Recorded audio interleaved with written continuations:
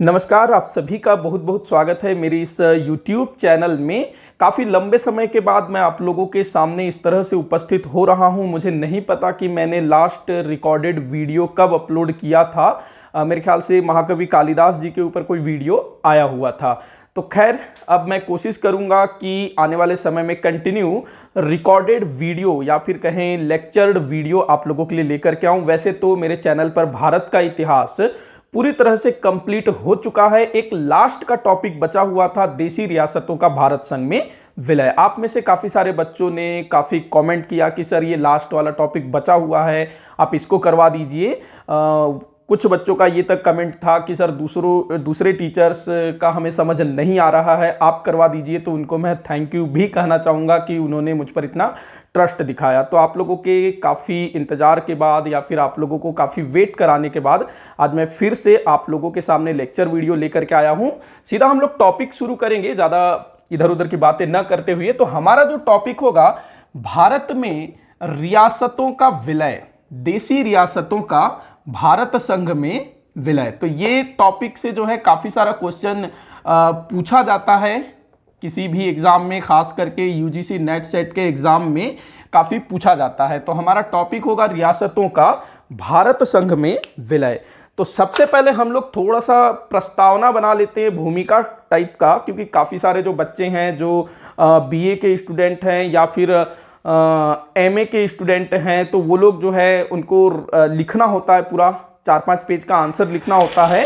तो उनके लिए भी काम आए तो शुरू में मैं थोड़ा सा प्रस्तावना टाइप का भी आप लोगों को बताता हूं। तो सबसे पहले हम लोग जानते हैं कि भाई रियासत है क्या। तो हमारे भारत में आजादी के पहले जिस समय अंग्रेजों का यहां पर शासन था, तो उस समय जो है ना छोटे बड़े काफी सारे राज्य थे, या फिर कहें राजा महाराजा नवाब सुल्तान, इनका भी शासन था। अंग्रेजों का तो शासन था ही था, लेकिन उनके साथ ही साथ कुछ राजा महाराजा सुल्तान नवाब वगैरह के भी शासन थे। और इनका जो राज्य होता था उनको हम लोग कहते थे रियासत। आम बोलचाल की भाषा में रियासत बोल देते थे, रजवाड़ा बोल देते थे, या फिर उनको देशी रियासत भी कहा जाता था। भारत के आजादी के समय 15 अगस्त 1947 की स्थिति में इस तरह के देशी रियासतों की कुल संख्या थी 562। और ये जो है देश के लगभग 46% क्षेत्र को जो है वो करते थे। मतलब भारत के 46% क्षेत्र में ये 562 देशी रियासतों का कब्जा था, या फिर ये उतने क्षेत्र में फैले हुए थे, ये हम कह सकते हैं।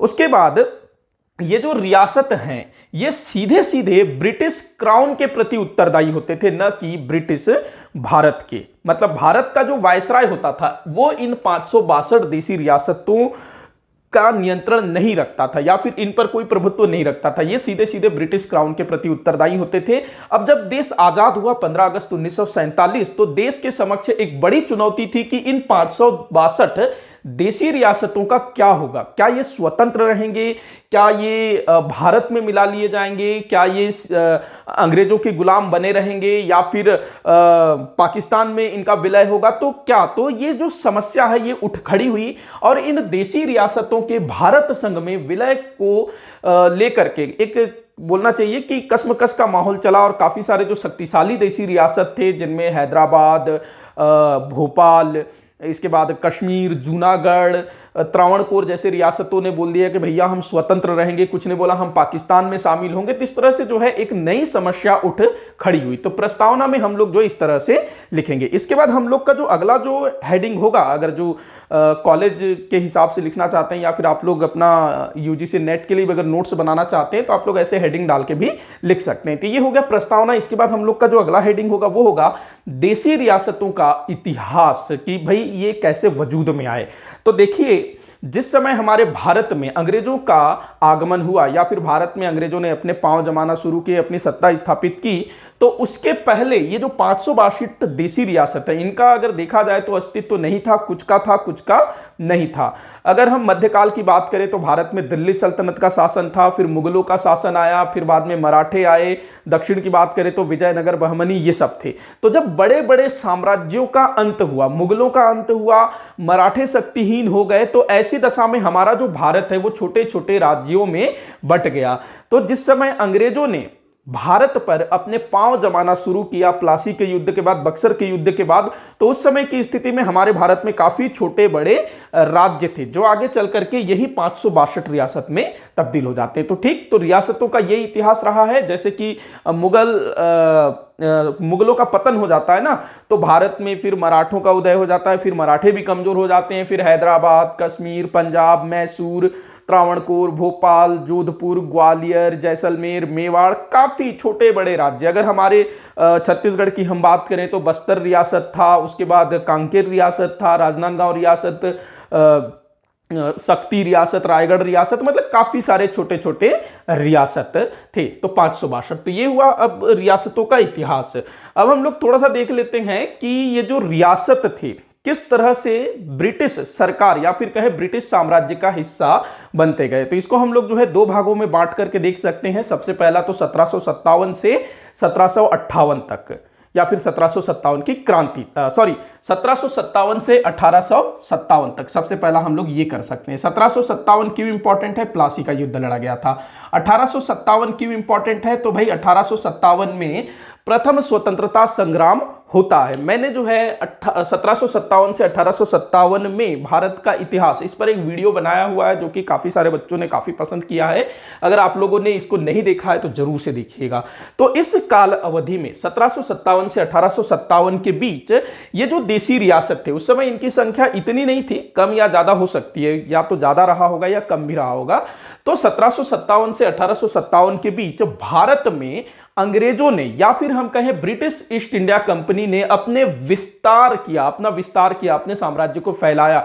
ये लोग जो है सबसे पहले बंगाल को अपने अधिकार में लेते हैं। 1757 में प्लासी का युद्ध, फिर 1764 में बक्सर का युद्ध, बंगाल अंग्रेजों का हो जाता है। उसके बाद इनकी नजर जो है मैसूर पर पड़ती है, उसके बाद फिर इनकी नजर मराठों पर पड़ती है। फिर ये लोग मराठों को भी अपने अधिकार में कर लेते हैं, मैसूर को भी अपने अधिकार में कर लेते हैं। इसी बीच एक गवर्नर जनरल हुआ, बंगाल का गवर्नर जनरल वेलेस्ली, जिसने सहायक संधि को अपनाया, मतलब सहायक संधि को शुरू किया। सहायक संधि क्या था? भारतीय राजाओं के साथ यह संधि की जाती थी, और जो भी राजा अंग्रेजों के साथ सहायक संधि करता था वो राजा एक तरह से अंग्रेजों का गुलाम हो जाता था या अंग्रेजों का नियंत्रण में चला जाता था। तो ये जितने भी 562 देसी रियासत थे ना भारत की आजादी के समय, सबके सब ने अंग्रेजों के साथ सहायक संधि जैसी संधियां कर रखी थी। सहायक संधि में क्या होता था? सहायक संधि स्वीकार करने वाला राज्य अपने राज्य की विदेश नीति, संचार, बाह्य मामले, रक्षा, ये सब जो है ना अंग्रेजों को सौंप देता था, और केवल उसके पास रह जाता था आंतरिक मामले। यहां तक कि इसकी सेना भी अपनी नहीं होती थी, अंग्रेजों की सेना इसको रखनी होती थी, सहायक संधि करने वाले राज्यों को। तो सहायक संधि ने भारत के छोटे बड़े काफी सारे राज्यों को अंग्रेजों के कदमों में झुका दिया या फिर अंग्रेजों के नियंत्रण में ले आया। इसके बाद एक और गवर्नर जनरल हुआ जिसका नाम था लॉर्ड डलहौजी। लॉर्ड डलहौजी ने हड़प नीति शुरू की थी, और इस हड़प नीति के तहत काफी सारे राज्यों को ब्रिटिश साम्राज्य में मिला लिया गया। यह सब कब हुआ? 1757 से 1857 के बीच। इस बीच जो है ना पूरा का पूरा जो मराठा साम्राज्य है वो अंग्रेजों के चंगुल में चला जाता है। पूरा का पूरा बंगाल इनका हो जाता है, पंजाब इनका हो जाता है, अवध इनका हो जाता है, मैसूर इनका हो जाता है, और छोटे छोटे राज्यों का तो गिनती ही नहीं है। झांसी आपको पता ही होगा, नागपुर आपको पता ही होगा, ये सब जो है अंग्रेजों के चंगुल में चले जाते हैं। अब 1857 में प्रथम क्रांति होती है, जिसको हम लोग भारत का पहला स्वतंत्रता संग्राम, स्वतंत्रता आंदोलन मानते हैं। और इस स्वतंत्रता आंदोलन के पीछे सबसे बड़ा कारण क्या था? डलहौजी की हड़प नीति। डलहौजी जो छोटे बड़े राज्यों को हड़प रहा था ना, तो उसी से भारत के राजा महाराजा काफी परेशान थे। तो जब सैनिकों द्वारा आंदोलन किया जाता है ना, तो ये राजा महाराजा भी विद्रोह में शामिल हो जाते हैं और व्यापक पैमाने पर विद्रोह होता है। इसके बाद 1857 की क्रांति जैसे ही समाप्त होती है, 1858 का अधिनियम आता है, 1858 का भारत सरकार अधिनियम, और इस अधिनियम के तहत भारत से ब्रिटिश ईस्ट इंडिया कंपनी के शासन को समाप्त कर दिया जाता है, और भारत में शुरू हो जाता है ब्रिटिश संसद का शासन, या फिर हम लोग बोल सकते हैं कि भारत की शासन व्यवस्था सीधे सीधे ब्रिटिश ताज के माध्यम से होनी शुरू हो जाती है। अब यहां से जो है चेंजेस शुरू हो जाता है, और यहां से अब ये जो 562 देसी रियासत है ना, इनका अस्तित्व शुरू हो जाता है, या फिर कहें ये लोग आ जाते हैं फिर। हालांकि थे ये लोग पहले से ही, लेकिन 1858 के भारत सरकार अधिनियम के तहत ये डिसाइड किया जाता है ब्रिटिश संसद के द्वारा कि अब आने वाले समय में किसी भी भारतीय राज्य को हड़पा नहीं जाएगा या किसी भी भारतीय राज्य का विलय ब्रिटिश भारत में नहीं किया जाएगा। ये बोला जाता है, इनको आश्वासन दिया जाता है कि आप जो है हमारे नियंत्रण में शासन करिए, आपका राज्य बना रहेगा, आप अपने राज्य के राजा बने रहेंगे। तो लगभग उस समय 562 की संख्या में देसी रियासत थे या फिर राज्य थे जिन्होंने अंग्रेजों की सत्ता को स्वीकार कर लिया, अंग्रेजों के नियंत्रण में रहना स्वीकार कर लिया। तो इस तरह से इन 562 देसी रियासतों का उदय होता है। अब हम लोग बात करते हैं 1858 के बाद क्या हुआ। तो 1858 के बाद पहला चीज तो यही कि 562 देसी रियासतों ने ब्रिटिश ताज या फिर ब्रिटिश संसद के नियंत्रण में रहना स्वीकार कर लिया। अब इसी बीच एक और घटना घटित होती है। 1878 के आसपास में ब्रिटेन की महारानी विक्टोरिया को ब्रिटिश साम्राज्ञी घोषित किया जाता है। इसके लिए जो है दिल्ली में एक भव्य दरबार का आयोजन किया जाता है और इसी दरबार में भारत के तमाम राजे महाराजे ब्रिटिश ताज या फिर कहे ब्रिटिश महारानी विक्टोरिया को अपना सर्वे सर्वा मान लेते हैं या फिर उसकी अधीनता को स्वीकार कर लेते हैं। देखो पहले क्या होता था भारत में, चाहे मुगलों के समय हो, मौर्यों के समय हो, गुप्तों के समय में हो, जो छोटे छोटे राजा होते थे वो बड़े राजा की अधीनता को स्वीकार कर लेते थे ना कि भाई हम तुम्हारे अधीन हैं, तुमको वार्षिक कर दे देंगे।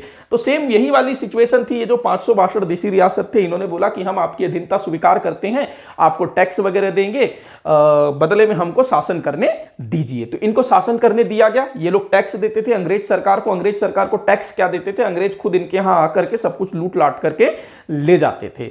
बदले में इन्होंने अपनी विदेश नीति, रक्षा, संचार, ये सब भी जो है अंग्रेजों को ही दे दिया, मतलब ब्रिटिश ताज को। आंतरिक मामलों में ये लोग जो है स्वायत्त थे, हालांकि उसमें भी ब्रिटिश सरकार या ब्रिटिश ताज द्वारा हस्तक्षेप किया जाता था। तो ये था ब्रिटिश क्या बोलना चाहिए, देसी रियासतों का इतिहास या फिर किस तरह से इन 62 देसी रियासतों का उदय होता है, ये चीज हम लोगों ने देखा।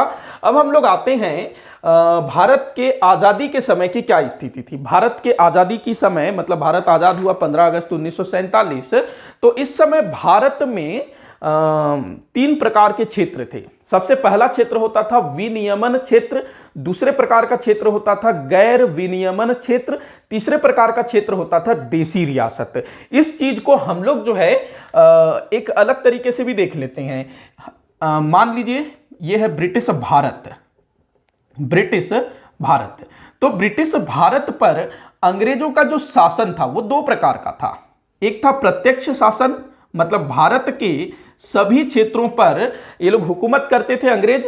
तो इन्होंने जो है ब्रिटिश भारत को या फिर भारत को 2 भागों में बांट दिया। एक क्षेत्र होता था जिसमें अंग्रेजों का प्रत्यक्ष शासन होता था, दूसरा क्षेत्र होता था जिसमें अंग्रेजों का अप्रत्यक्ष रूप से शासन होता था, अप्रत्यक्ष। अब सबसे पहले हम लोग बात करते हैं प्रत्यक्ष वाले की। जिन क्षेत्रों में अंग्रेज प्रत्यक्ष रूप से शासन करते थे या परोक्ष रूप से शासन करते थे, उन क्षेत्रों को भी 2 भागों में बांट दिया जाता था। पहला होता था विनियमन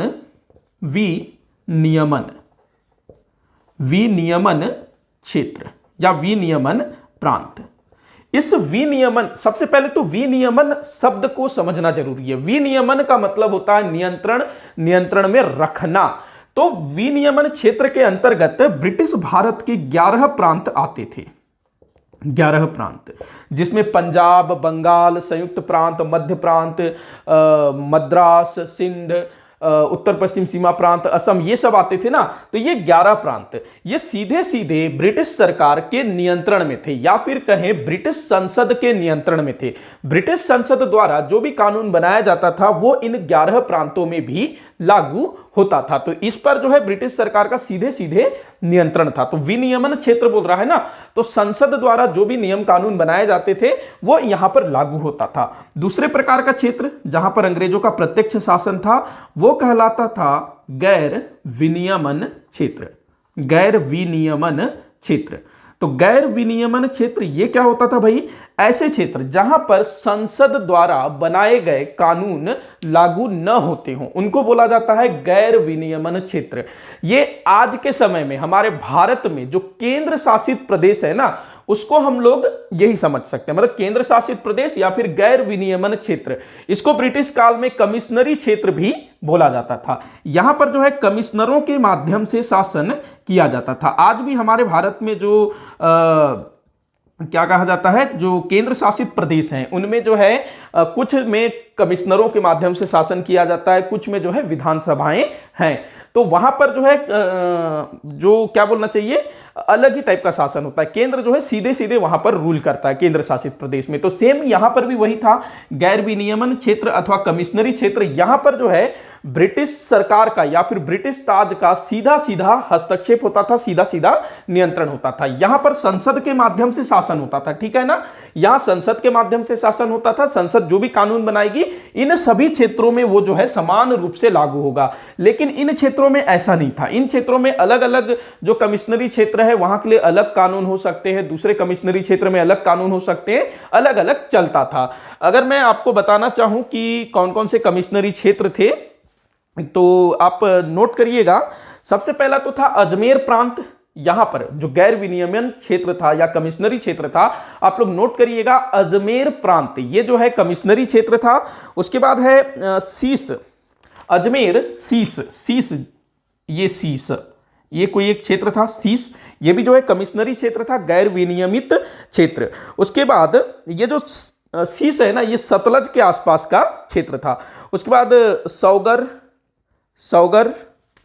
सौगर और निर्बुड्डा, सौगर लिखेंगे ऐसे, सौगर ये भी कमिश्नरी क्षेत्र था। उसके बाद कुछ बिहार, छोटा नागपुर, झांसी, कुमाऊं और उत्तर पूर्वी फ्रंटियर जो नेफा के नाम से जिसको जाना जाता है, असम अरुणाचल प्रदेश के तरफ। तो कौन कौन से हुए, एक बार मैं फिर से बोल देता हूं, अजमेर, शीश, सौगर, उत्तर पूर्वी फ्रंटियर असम वाला एरिया, कुछ बिहार, छोटा नागपुर, झांसी और कुमाऊं, ये जो है कमिश्नरी क्षेत्र थे।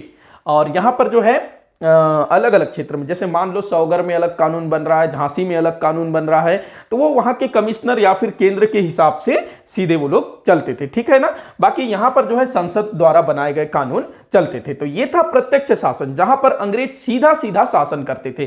भाई यहां पर संसद के माध्यम से शासन कर रहे हैं, यहां पर कमिश्नर के माध्यम से शासन कर रहे हैं। शासन करने वाला कौन है, अंग्रेज है, बीच में कोई नहीं है। अब आते हैं अप्रत्यक्ष शासन। यहां पर आ जाएगा आपका देसी रियासत। जो देसी रियासत है इन पर अंग्रेजों का अप्रत्यक्ष रूप से शासन था। मतलब कि देसी रियासतों में राजा होते थे, नवाब होते थे, सुल्तान होते थे, जो भी आप बोल लीजिए, राजा, नवाब, सुल्तान, शासक जो भी है।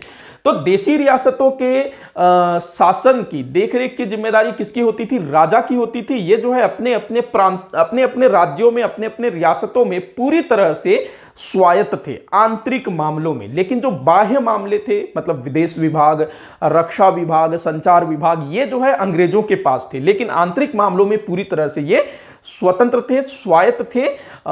लेकिन इनके जो आपसी झगड़े वगड़े है ना, मतलब किसी दो देसी रियासतों के बीच कोई झगड़ा हो गया तो वो फिर अंग्रेज ही देखेंगे। तो यहां पर अप्रत्यक्ष रूप से शासन हो रहा है, ठीक है ना। तो हमारा जो है टॉपिक इसी को हम लोग पकड़ना है। तो भारत जो है इस तरह से बटा हुआ था। अगर ऐसे देखें तो 3 क्षेत्र थे, विनियमन क्षेत्र, गैर विनियमन क्षेत्र और देसी रियासत। और अंग्रेज जो है भारत में किस तरह से शासन कर रहे थे, प्रत्यक्ष भी शासन कर रहे थे और अप्रत्यक्ष रूप से भी इनका यहां पर शासन हो रहा था, ठीक है। यहां तक आप लोगों को समझ में आ गया होगा। आगे बढ़ते हैं।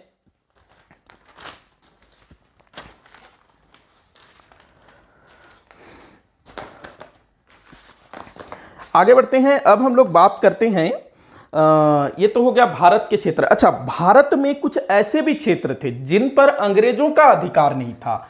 हाँ, ये भी आपको ध्यान में रखना है कि भारत में, जिसको आज हम एक अखंड भारत बोलते हैं ना, संपूर्ण भारत, जिसमें पाकिस्तान सब आ जाता है, पाकिस्तान, बांग्लादेश वगैरह, उस समय तो संपूर्ण एक था, भारत, पाकिस्तान, बांग्लादेश एक था।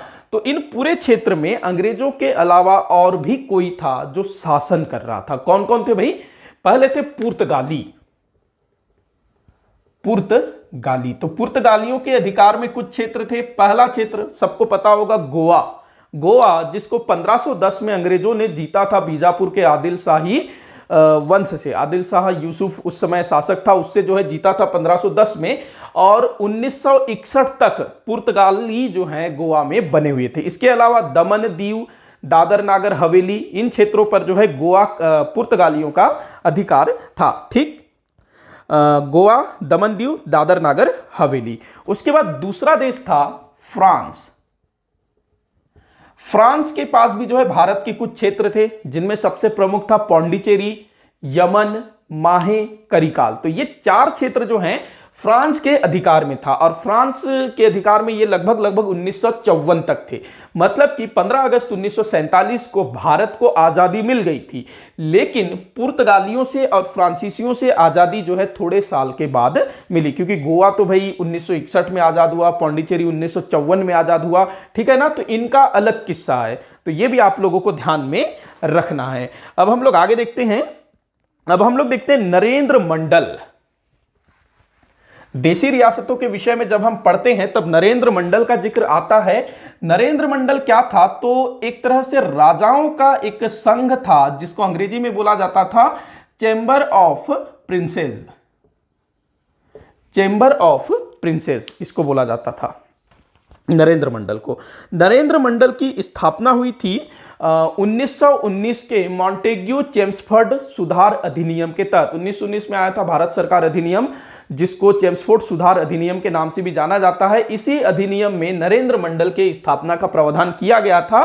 तो ध्यान रखना है, अधिनियम मॉन्टेग्यू चेम्सफोर्ड अधिनियम 1919 या फिर भारत सरकार अधिनियम 1919, और इसके तहत प्रावधान किया गया था। और इसके बाद फिर आगे याद रखना है आप लोगों को, 8 फरवरी 1921 को ब्रिटेन के सम्राट जॉर्ज पंचम के शाही ऐलान के बाद नरेंद्र मंडल जो है अस्तित्व में आता है, और 8 फरवरी 1921 को इसकी पहली बैठक होती है। इंपॉर्टेंट डेट है, ध्यान रखना है। 8 फरवरी 1921 को नरेंद्र मंडल की पहली बैठक होती है। नरेंद्र मंडल में भारत के जितने भी राजा महाराजा थे ना, सब इसके सदस्य बनते थे। अब नरेंद्र मंडल काम कैसे करता था, तो इसका एक अध्यक्ष होता था, और इसका अध्यक्ष कौन होता था, भारत का वायसराय। भारत का जो भी वायसराय होता था वो नरेंद्र मंडल का पदेन अध्यक्ष होता था, वही अध्यक्ष होगा। इसके अलावा नरेंद्र मंडल का एक कुलाधिपति होता था। कौन होता था, कुलाधिपति, जिसको हम कुल अधिपति भी बोल सकते हैं। कुल अधिपति, या इसको मिला दें तो कुलाधिपति। ये जो कुलाधिपति है, ये राजाओं में से कोई एक बनता था, जो भी थोड़ा सा योग्य होता था उसको जो है कुलाधिपति बोला जाता था। अंग्रेजी में इसको चांसलर बोला जाता था। इनकी बैठक जो है साल में एक बार होती थी, और ये बैठक कहाँ होती थी, संसद के जो संसद भवन है ना, उसके संसद में एक जगह है, संसद भवन के कक्ष क्रमांक 3 में इनका सभा आयोजित होता था। और ये जो संसद भवन का कक्ष क्रमांक 3 है ना, आज के समय में संसदीय लाइब्रेरी के रूप में प्रयोग किया जा रहा है। ठीक, अब जो नरेंद्र मंडल थे, इन्होंने राजाओं को 3 श्रेणियों में विभक्त कर रखा था। नरेंद्र मंडल की तरफ से राजाओं को 3 श्रेणियों में विभक्त किया गया था। जो सबसे पहला था, पहले ग्रुप में या फिर राजाओं को 3 श्रेणियों में बांटा गया था। तो पहली जो श्रेणी थी उसमें 129 रियासतें आती थी, जिनको 11 तोपों की सलामी दी जाती थी। उसके बाद 120 रियासतें जिनको 9 तोपों की सलामी दी जाती थी। बाकी बच गए 300 रियासतें, उनको जो है कोई खास महत्व नहीं दिया जाता था। मतलब जो अंग्रेजों का जितना ज्यादा विश्वास पात्र था, अंग्रेजों का जितना ज्यादा पिट्ठू था ना, उसको उतना ज्यादा महत्व दिया जाता था। इसके अलावा ब्रिटिश सरकार की तरफ से 5 रियासतों को ना स्पेशल दर्जा दिया गया था। उनको जो है 21 तोपों की सलामी दी जाती थी। कौन कौन थे ये रियासत, सबसे पहला था कश्मीर, उसके बाद था हैदराबाद, उसके बाद था मैसूर, बड़ोदरा, भोपाल, ग्वालियर। इनको जो है 21 तोपों की सलामी दी जाती थी। ध्यान रखना, ये स्पेशल वाले थे, अंग्रेजों के काफी खास थे, तो इनको 21 तोपों की सलामी दी जाती थी। तो ये था भाई नरेंद्र मंडल। आगे बढ़ते हैं, आप लोग नोट्स बनाते जाइएगा। अब हम लोग आते हैं भारत की आजादी की ओर। नरेंद्र मंडल बन गया भाई 1921 में। अब आते हैं हम लोग भारत की आजादी की ओर। भारत जो है द्वितीय विश्व युद्ध के बाद, द्वितीय विश्व युद्ध की समाप्ति के बाद भारत के स्वतंत्रता के लक्षण दिखने लगे थे, या फिर हम ये बोल सकते हैं कि भारत के स्वतंत्र होने की संभावनाएं बढ़ गई थी। तो अब जो है भारत में संविधान सभा का गठन और बाकी दूसरी चीजें बननी शुरू हो गई थी। तो संविधान सभा का गठन होता है जुलाई 1946 को। आप सभी को पता है संविधान सभा का गठन हुआ जुलाई 1946 में, और इस संविधान सभा में भारत के अलग अलग क्षेत्रों को प्रतिनिधित्व दिया गया। जो मैंने विनियमन क्षेत्र बताया, गैर विनियमन क्षेत्र बताया, उसके बाद फिर देशी रियासत बताया, तो सबको जो है प्रतिनिधित्व दिया जाता है। तो इस संविधान सभा में देशी रियासतों को 93 सीट दिया जाता है, या फिर 93 स्थान इनको दिया जाता है देशी रियासतों को। 562 देशी रियासत थे ना, तो उन 562 देशी रियासतों द्वारा 93 सदस्यों को संविधान सभा में प्रतिनिधित्व के लिए भेजा जा सकता था। तो रियासतों को भी संविधान सभा में स्थान दिया गया, 93 स्थान इनको दिया गया। ठीक, तो ये संविधान बनने की जो प्रक्रिया थी उसमें भी देशी रियासतों को शामिल किया गया। क्वेश्चन ऐसे पूछा जा सकता है। अब हम लोग देखते हैं भारत की आजादी किस प्रकार से हुई, भारत को आजादी कैसे मिली। तो एक भारत का वायसराय बनकर के आता है एक व्यक्ति जिसका नाम था माउंटबेटन। माउंटबेटन भारत का वायसराय बनकर के आता है ये, और भारत का अंतिम वायसराय था लॉर्ड माउंटबेटन। तो इसने एक योजना बनाई भारत के स्वतंत्रता के लिए, और इस योजना में भारत के स्वतंत्रता के साथ साथ देशी रियासतों का क्या होगा, क्या इनके भविष्य का क्या होगा, इसका भी उसने उल्लेख उसमें किया था। इसकी जो योजना थी वो 3 जून को इसने प्रस्तुत की, इसकी योजना को 3 जून 1947 को। इसी कारण इस योजना को जो है 3 जून योजना के नाम से भी जाना जाता है। तो माउंटबेटन ने अपनी योजना प्रस्तुत की 3 जून 1947 को, और इसको लेकर के वो जो है इंग्लैंड चला जाता है, ब्रिटेन चला जाता है, ताकि इसको जो है वहां की संसद में पारित करके इसको भारतीय स्वतंत्रता अधिनियम के रूप में परिवर्तित करा सके। ठीक, तो माउंटबेटन योजना जो है ब्रिटिश संसद में प्रस्तुत होती है कब, 4 जुलाई 1947 को। 4 जुलाई, ये सब हम लोग पढ़ चुके हैं पहले भी। ध्यान रखना, जब भारत का स्वतंत्रता आंदोलन हम पढ़ रहे थे तो लास्ट वाला चैप्टर मेरे ख्याल से यही था। 4 जुलाई 1947 को ब्रिटिश संसद में इसको प्रस्तुत किया जाता है, क्या बोलते हैं, भारतीय स्वतंत्रता विधेयक को, जो कि 18 जुलाई 1947 को पारित हो जाता है। ठीक, 18 जुलाई 1947 को ये पारित हो जाता है, और ये जो विधेयक है ये अधिनियम बन जाता है। देखो, जो कोई भी अधिनियम है, एक्ट है, उसके पारित होने का एक तरीका होता है ना। सबसे पहले क्या होता है, उसको संसद में पेश किया जाता है, लोकसभा राज्यसभा किसी में भी, उसमें बहस होती है, वोटिंग होती है, उसके बाद फिर वो वहां से पारित होता है, और उसके बाद फिर राष्ट्रपति के पास जाता है। ब्रिटेन के संदर्भ में सम्राट के पास जाता है। तो 4 जुलाई 1947 को ब्रिटिश संसद में भारतीय स्वतंत्रता विधेयक प्रस्तुत किया जाता है, जो कि 18 जुलाई 1947 को संसद से पारित हो जाता है, और इसके बाद फिर इसको जो है ब्रिटिश सम्राट द्वारा भी स्वीकृति दे दी जाती है, और यह बन जाता है फिर भारतीय स्वतंत्रता अधिनियम। भारतीय स्वतंत्रता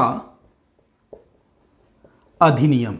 अब ये जो भारतीय स्वतंत्रता अधिनियम है ना, इसकी कुछ धाराएं महत्वपूर्ण हैं, और इन धाराओं में देशी रियासतों के संदर्भ में भी बातें कही गई है। तो इस भारतीय स्वतंत्रता अधिनियम 1947, इसका पूरा नाम भारतीय स्वतंत्रता अधिनियम 1947, तो इसके तहत सबसे पहला चीज तो ये बोला गया था कि भाई भारत को जो है स्वतंत्रता मिल जाएगी, और ये उसमें बोला गया था कि भारत और पाकिस्तान नामक 2 अधिराज्यों की स्थापना की जाएगी, ये इसमें बोला गया था। अब इसमें देशी रियासतों के संदर्भ में क्या बोला गया था, तो यहां पर देशी रियासतों के संदर्भ में बात कही गई कि देशी रियासतों को हम 3 विकल्प दे रहे हैं। मतलब कि भारतीय स्वतंत्रता अधिनियम के तहत देशी रियासतों को 3 विकल्प दिया गया। पहला विकल्प था भारत में विलय करने का। पहला विकल्प क्या था कि वो भारत में शामिल हो जाए, मतलब कि अपना भारत में विलय कर ले। दूसरा विकल्प क्या था, पाकिस्तान में विलय का विकल्प, वो चाहे तो पाकिस्तान में विलय कर सकते हैं। तीसरा विकल्प इनके सामने रखा गया कि वो स्वतंत्र रह सकते हैं। तो देशी रियासतों को ऑप्शन दिया गया, कोई उनके साथ जबरदस्ती नहीं की गई कि आप जो है भारत में मिलिए, पाकिस्तान में मिलिए, अंग्रेजों के साथ बने रहिए, मतलब क्या है स्वतंत्र रहिए, ऐसा कोई उनके ऊपर दबाव नहीं था। 3 ऑप्शन रखा गया कि भैया आपको चाहिए तो आप भारत में शामिल हो जाओ, पाकिस्तान में मिलना है पाकिस्तान में मिल जाओ, उसके बाद स्वतंत्र रहना है तो स्वतंत्र रहने का भी इनको ऑप्शन दिया गया। लेकिन ये जो निर्णय है कि भारत में मिलना है, पाकिस्तान में मिलना है, स्वतंत्र रहना, ये लेगा कौन? राजा के ऊपर यह चीज नहीं छोड़ा गया था। इसके लिए भी प्रावधान किया गया था कि जनमत संग्रह के माध्यम से अगर कहीं पर मान लो आसानी से जनता भी अपना जता देती है कि हमको भारत में विलय होना है तो ठीक है, कोई दिक्कत नहीं। लेकिन कहीं पर अगर कुछ प्रॉब्लम होती है तो वहां पर जनमत संग्रह के माध्यम से जो है फैसला लिया जाएगा। तो ये 3 ऑप्शन थे, आप लोगों को ध्यान रखना है। क्वेश्चन पूछा जा सकता है कि देशी भारतीय स्वतंत्रता अधिनियम 1947 में देशी रियासतों के समक्ष क्या क्या विकल्प रखे गए थे, तो ये 3 विकल्प रखे गए थे। तो इस तरह से जो है भारत में देशी रियासतों के विलय का प्रयास किया गया। अगर मैं देशी रियासतों के विषय में कहूं तो देशी रियासत संवैधानिक दृष्टिकोण से भारत के अंग नहीं थे, वो जो है सीधे सीधे ब्रिटिश क्राउन के अधीन थे। जैसे कि एक तरह से ये सब अलग अलग देश थे, 562 रियासत जो है अलग अलग देश थे जो सीधे सीधे ब्रिटिश ताज या ब्रिटिश सम्राट के अधीनस्थ थे, ठीक है ना। तो उनको ऑप्शन दिया गया कि भाई हम तुमको छोड़ रहे हैं, आजाद कर रहे हैं, चाहो तो तुम स्वतंत्र रहो, चाहो तो पाकिस्तान में मिलो, चाहो तो भारत में मिल जाओ। ठीक, यहां तक आप लोगों को सारा कुछ समझ में आ गया होगा। बढ़ते हैं अब आगे देखते हैं। अब जो है देशी रियासतों के भारत संघ में विलय के लिए कार्य शुरू हो गया। अब इसके लिए क्या किया गया, भारत में नहीं, ब्रिटिश सरकार के द्वारा रियासत विभाग स्थापित किया गया। ब्रिटिश सरकार के द्वारा रियासत विभाग स्थापित किया गया। और ये जो रियासत विभाग है ना, ये भारत और पाकिस्तान दोनों के लिए अलग अलग स्थापित किया गया। मतलब कि एक भारतीय रियासत विभाग और एक पाकिस्तान का रियासत विभाग, और दोनों के रियासत विभाग का काम यह था कि देशी रियासतों के विलय के काम को वो सुचारू रूप से चलाएं। अगर कोई देशी रियासत जो है इनमें शामिल होना चाहता है तो ये रियासत विभाग का उत्तरदायित्व है कि वो प्रॉपर तरीके से, सही तरीके से उनका विलय अपने अपने क्षेत्र में करे। ठीक, तो पाकिस्तान वाला हमको नहीं देखना है, हम देखेंगे भारत वाला। भारत का रियासत विभाग, भारत के रियासत विभाग के प्रमुख बनाए गए सरदार वल्लभ भाई पटेल को। सरदार वल्लभ भाई पटेल जो कि भारत के गृह मंत्री थे, तो रियासत विभाग का प्रधान इनको बनाया गया। किनको? सरदार वल्लभ भाई पटेल को। और इनके सचिव के रूप में नियुक्त किया गया, बड़ा इंपॉर्टेंट नाम है, ध्यान रखना है। भारत विभाजन और भारत में देशी रियासतों के विलय में इस आदमी का बड़ा नाम था, वीपी मेनन। वीपी मेनन ही है ना, कहां गया, हाँ, वीपी मेनन। वीपी मेनन ये काफी इंपॉर्टेंट व्यक्ति है, वीपी मेनन। वीपी मेनन, इसको जो है पटेल जी का, मतलब सरदार वल्लभ भाई पटेल जी का सचिव बनाया जाता है, या फिर कहें रियासत विभाग का सचिव बनाया जाता है। अब वीपी मेनन जी के बारे में कुछ चीजें ध्यान रखना कि ये लॉर्ड माउंटबेटन का सलाहकार रह चुका था।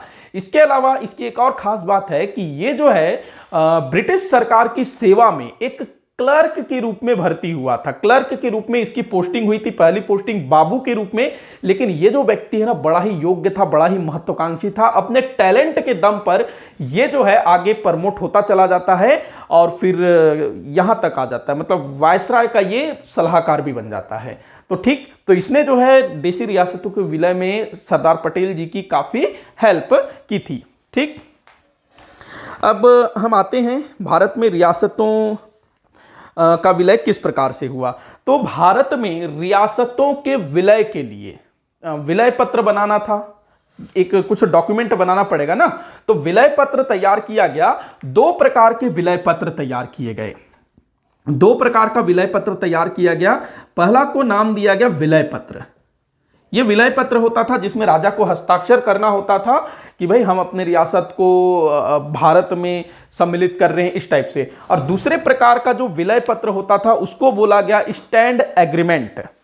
Stand steel agreement, stand steel agreement, stand steel agreement, agreement, ये था दूसरे प्रकार का विलय पत्र। पहला वाला सीधे सीधे विलय, और दूसरा वाला क्या था, यथा स्थिति को बनाए रखना, स्टैंड स्टिल एग्रीमेंट। यथा स्थिति को बनाए रखना मतलब कि स्वतंत्र रहना, क्योंकि अगर हम लोग ऐसे देखें तो एक एक देश के पास, मतलब भारत के पास देशी रियासतों के मामले में दो ही विकल्प दिख रहे थे। भारत की तरफ से मैं बात कर रहा हूं कि भारत क्या कर सकता है, एक तो भाई अपने देश में शामिल कर सकता है या फिर उनको जो है स्वतंत्र रहने दे सकता है। ठीक, तो दो प्रकार के विलय पत्र तैयार किया गया सरदार वल्लभ भाई पटेल और वीपी मेनन के द्वारा। पहला था विलय पत्र जिसमें राजा हस्ताक्षर कर देगा तो उसका राज्य, उसका रियासत जो है भारत संघ में शामिल हो जाएगा। दूसरा था स्टैंड स्टिल एग्रीमेंट, इसके तहत जो है यथा स्थिति को बनाए रखने की बात कही गई थी। अगर कोई स्वतंत्र रहना चाहता है तो उसके लिए उसमें प्रावधान किया गया था। ठीक, और अगर मान लो कोई यथा स्थिति को बनाए रखना चाहता है, कोई यथा स्टैंड स्टिल एग्रीमेंट, इस पर अगर कोई हस्ताक्षर करता है, मतलब कि वो यथा स्थिति को बनाए रखना चाहता है, स्वतंत्र रहना चाहता है, तो ऐसी स्थिति में उसकी जो रक्षा है, विदेश नीति है, वो जो है भारत सरकार के पास होनी थी। ठीक, सॉरी, ब्रिटेन के पास, पहले जो है रक्षा उक्षा ब्रिटेन के पास होती थी। तो आई होप कि आप लोगों को यहां तक समझ में आ गया होगा। आगे देखते हैं। अब हम लोग बात करते हैं कि किस प्रकार से देशी रियासतों का भारत संघ में विलय की प्रक्रिया शुरू की गई। तो भारत संघ में देशी रियासतों के विलय में जो सबसे बड़ी भूमिका थी वो थी सरदार वल्लभ भाई पटेल की, क्योंकि भाई रियासत विभाग के ये प्रधान थे, तो जो भी डिसीजन लेना था, जो भी निर्णय लेना होता था, वो सरदार वल्लभ भाई पटेल को ही लेना था। निर्णय लेना बहुत बड़ी बात होती है, बाकी हम लोग जो है काम वाम करते हैं, कोई दिक्कत नहीं है उसमें, लेकिन निर्णय जो लेता है ना, जो भी बड़े अधिकारी होते हैं भाई, उनको फिर आगे जवाब भी देना होता है ना। तो सरदार वल्लभ भाई पटेल ने इसमें बड़ा अच्छा काम किया। उन्होंने जो है देशी रियासतों के विलय के मामले में अलग अलग चीजों को अपनाया। सबसे पहले वो प्यार से बात करते थे, समझाते थे, देश की अखंडता की बातें करते थे कि भाई देश टूटना नहीं चाहिए, इस टाइप की चीजें। अगर कोई मान जाए तो ठीक, अगर कोई नहीं मानता था उसको डराते थे, धमकाते थे कि तुम्हारे यहाँ पर हम लोग आक्रमण कर देंगे, सेना भेज देंगे, तुम्हारी जनता को तुम्हारे खिलाफ भड़का देंगे, विद्रोह करवा देंगे, इस टाइप से जो है डराते धमकाते भी थे। इसके अलावा लालच भी देते थे कि भैया तुमको मंत्री पद देंगे, तुमको अच्छा खासा पेंशन देंगे। पेंशन का प्रावधान था राजा महाराजाओं को, ठीक, तो लालच भी दिया करते थे। तो पटेल जी के बारे में बड़ा विख्यात था कि एक हाथ में वो लाठी लेके चलते थे, एक हाथ में खीरा लेकर चलते थे, इस टाइप से कुछ बोला जाता था। गाजर और लाठी लेकर के चलते थे। तो सरदार वल्लभ भाई पटेल ने अपने सूझबूझ से 562 में से 542 देशी रियासतों का भारत संघ में विलय करवा लिया। इसीलिए जो है सरदार वल्लभ भाई पटेल को भारत का बिस्मार्क कहा जाता है। यह नाम भी आप लोग ध्यान में रखेंगे, भारत का बिस्मार्क किसको कहते हैं, तो सरदार वल्लभ भाई पटेल को। इसके अलावा सरदार वल्लभ भाई पटेल को लौह पुरुष कहा जाता है, एकता, भारतीय एकता का रक्षक भी इनको कहा जाता है। इन्हीं की याद में हमारे भारत में इनकी मूर्ति भी बनाई गई है ना, सरदार वल्लभ भाई पटेल की, स्टैच्यू ऑफ यूनिटी। यूनिटी मतलब एकता, स्टैच्यू ऑफ यूनिटी मतलब क्या बोलेंगे, एकता की प्रतिमा, ऐसे कुछ बोलेंगे ना हिंदी में।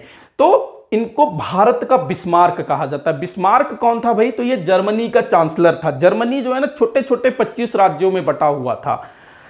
तो बिस्मार्क आता है और उन 25 छोटे छोटे राज्यों का एकीकरण करके एक बृहत्तर जर्मनी का स्थापना करता है। और उसके बाद जर्मनी भाई जो ताकत उसको मिलती है ना, तो वही चीज हमारे भारत में सरदार वल्लभ भाई पटेल ने किया था। ठीक, अब हम लोग देखते हैं कि देशी रियासतों के विलय में क्या समस्याएं थी। वैसे तो समस्याएं अगर हम देखें तो 562 में से लगभग 562 में से ना 6 देशी रियासत, अच्छा सॉरी माफी चाहूंगा, 562 में से टोटल था 562, जिनमें से 20 जो है पाकिस्तान में शामिल हो जाते हैं और 542 जो है भारत में शामिल हो जाते हैं। इन 542 में से लगभग 6 रियासतों ने भारत में विलय करने में काफी दिक्कतें हुई। मतलब 542 में से अगर हम 6 घटा देते हैं ना, तो 6 को लेकर के थोड़ी सी समस्याएं उत्पन्न हुई, जिसमें सबसे पहला कश्मीर, हैदराबाद, जूनागढ़, उसके बाद भोपाल, उसके बाद जोधपुर, उसके बाद त्रावणकोर। तो इन 6 रियासतों ने जो है थोड़ी सी आनाकानी की, थोड़ी सी नहीं बहुत ज्यादा आनाकानी की, और 3 में तो सैन्य कार्यवाही तक करनी पड़ गई थी। बाकी 3 में जो है ना बातचीत से मामला सेटल हो गया था। तो 562 में से 20 जो है पाकिस्तान को मिले, 542 जो है भारत संघ में शामिल हुए। और इन्हीं 542 में से ये 6 भी थे जो अभी मैंने जिनका नाम लिया ना। तो अभी हम इन्हीं 6 रियासतों के बारे में जानेंगे कि भाई इन लोगों ने क्या क्या समस्या पैदा की थी। ठीक, इनसे प्रश्न अक्सर पूछा जाता है। सबसे पहले हम लोग बात करेंगे त्रावणकोर की। त्रावणकोर आज के समय में त्रावणकोर का जो क्षेत्र है वो केरल में स्थित है। तो ये जो है एक रियासत हुआ करता था। यहां का राजा कौन था? तो मार्तंड वर्मा यहां का राजा था। मार्तंड वर्मा, जो कि उतना ज्यादा योग्य था नहीं। इसका जो वो था ना, क्या नाम था इसका, बोलेंगे इसका जो दीवान था, दीवान मतलब जो इसका क्या बोलना चाहिए, हाँ दीवान ही ना, ठीक। इसका जो दीवान था वो था सीपी रामास्वामी। राजा का नाम था मार्तंड वर्मा राजा। मार्तंड वर्मा कौन था? त्रावणकोर का राजा। और इसका दीवान था सीपी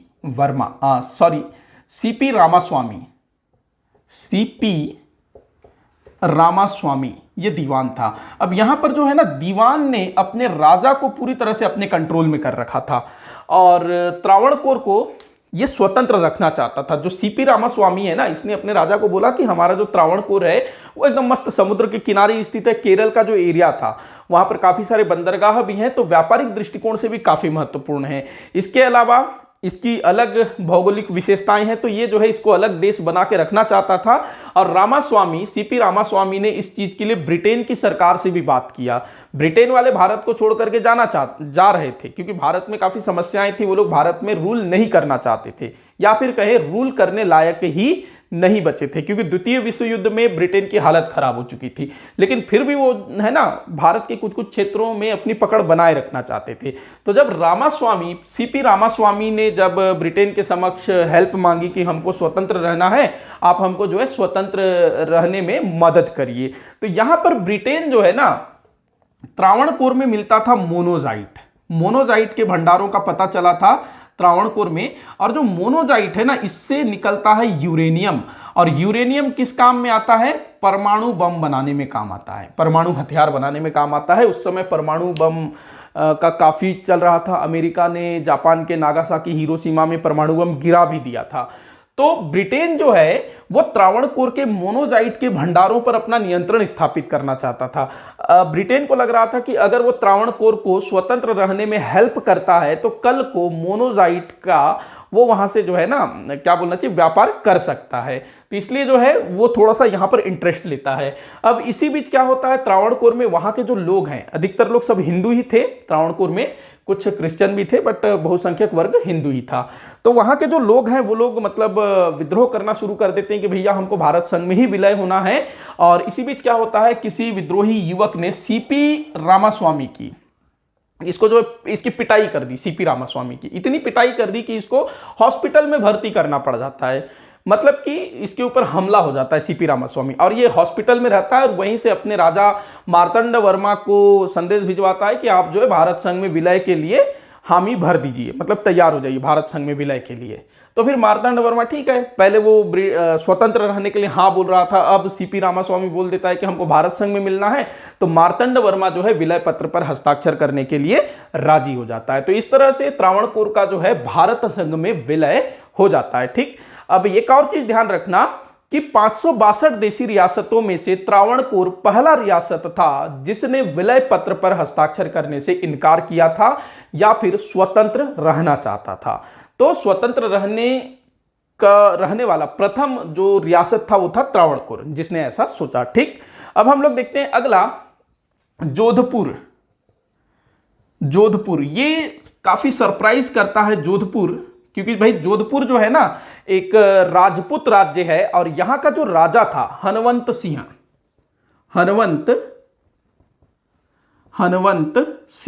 राजपूत था। जनता सबके सब हिंदू थे। तो ये जो हनवंत सिंह हैं, ये जोधपुर का विलय पाकिस्तान में करना चाहता था और इस चीज के लिए इसने जो है पाकिस्तान सरकार से बातचीत भी कर ली थी और पाकिस्तान सरकार जो है जोधपुर को स्पेशल दर्जा देने की भी बात कर रहा था। तो हनुमंत सिंह पाकिस्तान में मिलना चाहता था। सोचो, ये काफी मतलब सरप्राइजिंग क्वेश्चन हो सकता है अगर कोई पढ़ करके नहीं जाएगा कि भाई जोधपुर पाकिस्तान में मिलने को तैयार था। तो इसको ध्यान रखना है, हनुमंत सिंह जो है जोधपुर का विलय पाकिस्तान में करना चाहता था। इसके लिए बाकायदा उसने जिन्ना वगैरह से बात भी कर ली थी, लेकिन यहाँ की जो जनता थी वो भारत संघ में ही शामिल होना चाहती थी और अंततः जो हनुमंत सिंह है वो विलय पत्र पर हस्ताक्षर करने के लिए तैयार हो जाते हैं और जोधपुर भी जो है भारत में शामिल हो जाता है। तीसरी रियासत भोपाल। भोपाल जो आज के समय में मध्य प्रदेश राज्य का राजधानी है भोपाल। तो भोपाल के नवाब उस समय हुआ करते थे हमीदुल्ला खां। भोपाल के नवाब थे हमीदुल्ला खां। इन शासकों के नाम आप लोगों को ध्यान रखना है। भोपाल के शासक कौन थे? नवाब हमीदुल्ला खां। अब जो नवाब हमीदुल्ला खां है ये कांग्रेस से एक तरह से चिढ़ता था या फिर बोले सीधा सीधा कांग्रेस को पसंद नहीं करता था। मुस्लिम था तो मुस्लिम लीग के प्रति इसकी सहानुभूति थी, जिन्ना से इसका अच्छा पड़ता था। तो इसने बोल दिया कि भैया हम लोग स्वतंत्र रहेंगे, भारत में शामिल नहीं होंगे। तो यहाँ पर जो माउंटबेटन है वो बोलता है कि भाई कोई भी रियासत जो है वो विलय से बच नहीं सकता। इस टाइप से उसने स्टेटमेंट दिया था। और जो हमीदुल्ला खां है ना, इसने काफी टाइम लगाया भारत संघ में विलय के लिए। होता क्या है कि जब भोपाल का मामला उठता है ना तो उसी समय फिर जूनागढ़, कश्मीर, हैदराबाद वाला मामला भी उठ खड़ा होता है जो कि थोड़ा सा ज्यादा प्रॉब्लम क्रिएट कर रहा होता है। तो ऐसी दशा में सरदार वल्लभ भाई पटेल, वीपी मेनन, माउंटबेटन ये लोग डिसाइड करते हैं कि भाई भोपाल जो है उतना दिक्कत कर नहीं रहा है तो इसको थोड़ा हम लोग छोड़ देते हैं, टाइम लेते हैं, हैदराबाद पर कॉन्सेंट्रेट करते हैं, कश्मीर पर कॉन्सेंट्रेट करते हैं, भोपाल तो अपना होकर के ही रहेगा, ऐसा उनको लगता है। तो इस पर जो है थोड़ा सा उतना ध्यान नहीं दिया जाता है और कुछ उतना खास शक्तिशाली भी नहीं था ये। तो भोपाल का जो विलय है ना वो काफी लेट से होता है, ध्यान रखेंगे। भोपाल का जो विलय है वो लगभग 1 जून 1949 को होता है भारत संघ में, ठीक। और भारत संघ में 562 देशी रियासतों में से भोपाल का सबसे अंत में विलय हुआ था। क्वेश्चन पूछा जाता है कि किस देशी रियासत का भारत संघ में सबसे आखिर में विलय हुआ था, तो वो था भोपाल, ठीक है। जून 1949 में भोपाल का भारत संघ में विलय हुआ था। तो इस तरह से इन 3 रियासतों की जो समस्या है वो लगभग देखा जाए तो आसानी से सुलझ गई। अब बचे हैं बाकी 3 जो कि ज्यादा प्रॉब्लम क्रिएट करते हैं। सबसे पहले हम लोग बात करते हैं जूनागढ़ रियासत की, जो कि आज के गुजरात क्षेत्र में स्थित था, जूनागढ़ रियासत। इसके बारे में देखते हैं। जूनागढ़ रियासत। अब देखो, जो जूनागढ़ रियासत है यहां का जो शासक था वो था मुस्लिम। शासक यहां पर था मुस्लिम और यहां की जो अधिकांश जनता थी वो थी हिंदू। मतलब कि शासक मुस्लिम है और जनता हिंदू है। यहां के राजा का नाम था नवाब मुहम्मद महावत खां। नवाब मुहम्मद महावत खां। मुहम्मद, शासकों के नाम आप लोगों को याद रखना है जो अक्सर पूछा जाता है। नवाब मुहम्मद महावत खां, ये जो है यहां का नवाब था जूनागढ़ का। और यहां पर इसका जो दीवान था वो था शाहनवाज भुट्टो। शाहनवाज भुट्टो, ये जो है जूनागढ़ का दीवान था, शाहनवाज भुट्टो। शाहनवाज भुट्टो जो है ना पाकिस्तान के एक राजनेता हुए आगे चल करके, जो कि पाकिस्तान पीपुल्स पार्टी के नेता थे। जुल्फिकार अली भुट्टो उसका बेटा था। मतलब जुल्फिकार अली भुट्टो का ये पिता था शाहनवाज भुट्टो, इसका बेटा हुआ जुल्फिकार अली भुट्टो। और जुल्फिकार अली की बेटी हुई जिसका नाम था, क्या नाम मैंने कहीं नोट किया है, इसकी बेटी का नाम था बेनजीर भुट्टो, जो पाकिस्तान की प्राइम मिनिस्टर बनी थी ना, तो वो यहीं के थे, जूनागढ़ के। शाहनवाज भुट्टो, जुल्फिकार अली, बेनजीर भुट्टो यहाँ के थे, जूनागढ़ के, ठीक है। तो ये भी आप लोगों को ध्यान रखना। अब देखते हैं जूनागढ़ का क्या किस्सा था। शासक जो है मुस्लिम था और शासन प्रशासन के क्षेत्र में जितने भी अधिकारी कर्मचारी थे, चाहे वो सेना के हो, राजस्व के हो, अलग अलग क्षेत्रों के हो, अधिकतर मुस्लिम लोग ही थे। जनता थी हिंदू। अब यहां का जो राजा था वो चाहता था कि पाकिस्तान में मिल जाए, पाकिस्तान में अपना विलय कर ले। इसके पीछे उसने तर्क दिया कि हमारा जो जूनागढ़ है वो समुद्र से जो है ना पाकिस्तान से लगा हुआ है, तो इसलिए हम जो है पाकिस्तान में विलय कर लेंगे। लेकिन यहाँ की जनता हिंदू थी और उनका जो इंटरेस्ट था भारत में सम्मिलित होने का। अब इसी बीच होता क्या है, क्योंकि भाई किसी पे जोर जबरदस्ती नहीं किया जा सकता था। अगर कोई राजा और प्रजा अगर दोनों चाहते हैं पाकिस्तान में विलय होना, भारत में विलय होना, तो वो उनके ऊपर है। लेकिन यहां पर डिस्टरबेंस थोड़ा सा हो रहा है ना, कि राजा चाह रहा है लेकिन जनता नहीं चाह रही है, इस टाइप से। अब यहां पर इसी बीच एक समस्या उत्पन्न हो जाती है। जूनागढ़ के अंतर्गत, क्योंकि ये थोड़ा सा बड़ा रियासत था, तो इसके अंतर्गत कुछ छोटे छोटे राज्य भी आते थे, जिनमें एक राज्य था मंगरोल और बाबरियावाड़।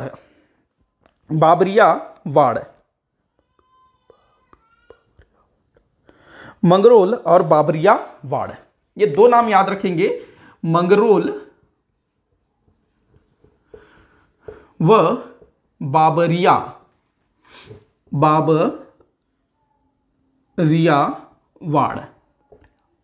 ये दो रियासतें थी, छोटी छोटी रियासतें जो कि जूनागढ़ के अंतर्गत आती थी। इन दोनों ने अपने आप को जूनागढ़ से स्वतंत्र करने की घोषणा कर ली कि भैया जूनागढ़ पाकिस्तान में मिलना चाहता है, हम लोग पाकिस्तान में नहीं शामिल होंगे। तो ये दोनों जो है खुद को जूनागढ़ से स्वतंत्र करने की घोषणा कर देते हैं। इससे जूनागढ़ का जो नवाब है उसका दिमाग घूम जाता है, सेना भेज देता है और दोनों को अपने कब्जे में कर लेता है। दोनों राज्यों को अपने राज्य में मिला लेता है कि भाई ऐसे कैसे स्वतंत्र हो जाओगे, हमको पाकिस्तान चलना है। अब इन दोनों रियासतों के जो राजा थे वो चले जाते हैं भारत सरकार के पास, मदद मांगते हैं कि भैया हमारी मदद करो, हम लोग पाकिस्तान में शामिल नहीं होना चाहते, हमारा नवाब जो जबरदस्ती सबको लेके चल रहा है। तो यहां पर भारत सरकार को मौका मिल जाता है और भारत सरकार नहीं चाहता था कि जूनागढ़, जहां की जनता हिंदू है, वो जो है पाकिस्तान में मिल जाए। भारत सरकार को यह डर था कि इससे जो है सांप्रदायिक दंगे भड़क सकते हैं कि भाई कैसे हिंदू राज्य पाकिस्तान में शामिल हो सकता है। तो इसके लिए भारत सरकार क्या करती है, सबसे पहला काम तो वो ये करती है कि मंगरोल और बाबरियावाड़ में अटैक करती है और जूनागढ़ से इसको मुक्त करवाती है। अब इसके बाद इसी बीच जो है ना जूनागढ़ में जनमत संग्रह के लिए बातचीत शुरू होता है कि भैया जूनागढ़ में जनमत संग्रह करवा के देख लेते हैं कि वहां की जनता क्या चाहती है। और इसके लिए जो है पाकिस्तान से भी बातचीत होना शुरू हो जाता है कि जूनागढ़ में जनमत संग्रह करवाते हैं, उसके बाद ही कोई डिसीजन लेते हैं। जो भी निर्णय आएगा वो जो है सर्वमान्य होगा। अब पाकिस्तान भी जो है इस चीज के लिए राजी हो जाता है कि जनमत संग्रह करवाया जाए। ठीक, तो अब जो है जनमत संग्रह करवाया जाता है और जनमत संग्रह जो है भारत सरकार के पक्ष में होता है। जनमत संग्रह में होता क्या है, जनता से वोटिंग कराया जाता है कि भैया वो पाकिस्तान में शामिल होंगे कि भारत में शामिल होंगे। तो यहां की अधिकांश जो जनता है वो भारत में सम्मिलित होने के लिए तैयार होती है, मतलब कि भारत में शामिल होने, भारत के पक्ष में वोटिंग करती है। तो इस तरह से जूनागढ़ का विलय जो है भारत संघ में हो जाता है और ये जो नवाब है ना मोहम्मद महावत खां, ये भाग जाता है पाकिस्तान और उसके जो दीवान है शाहनवाज भुट्टो, ये भी पाकिस्तान चले जाते हैं और पाकिस्तान में भी जाके खूब उधम मचाते हैं, मतलब कि पाकिस्तान पीपुल्स पार्टी के हेड बन जाते हैं। ठीक, और जो महावत खां था ना, ये मतलब बड़ा मतलब अय्याश टाइप का आदमी था, बताए जाते हैं इसको कुत्ते पालने का बड़ा शौक था। अपने साथ अपने कुत्तों को भी पाकिस्तान ले गया, इसने कुत्तों के लिए कब्रिस्तान तक बनवा रखा था, सोचो। ठीक, तो इस तरह से जूनागढ़ का भारत संघ में विलय होता है। अब हम लोग आते हैं अगले रियासत हैदराबाद। जो भी चीजें बता रहा हूं उनको आप लोग अच्छे से ध्यान रखिएगा, नाम वगैरह और स्टोरी सबसे ज्यादा इंपॉर्टेंट। अब आते हैं हैदराबाद पर। हैदराबाद का क्या किस्सा था, ये 5वां रियासत है ना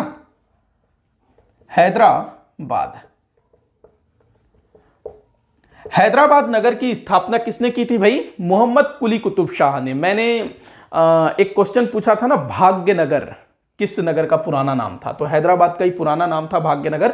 मोहम्मद कुली कुतुब शाह की एक बेगम थी भागमती, उसकी याद में उसने भाग्यनगर नाम का एक नगर बनाया। आगे चल करके अपनी बेगम को उसने हैदर महल की उपाधि दे दी, तो भाग्यनगर हो गया हैदराबाद। ठीक है ना।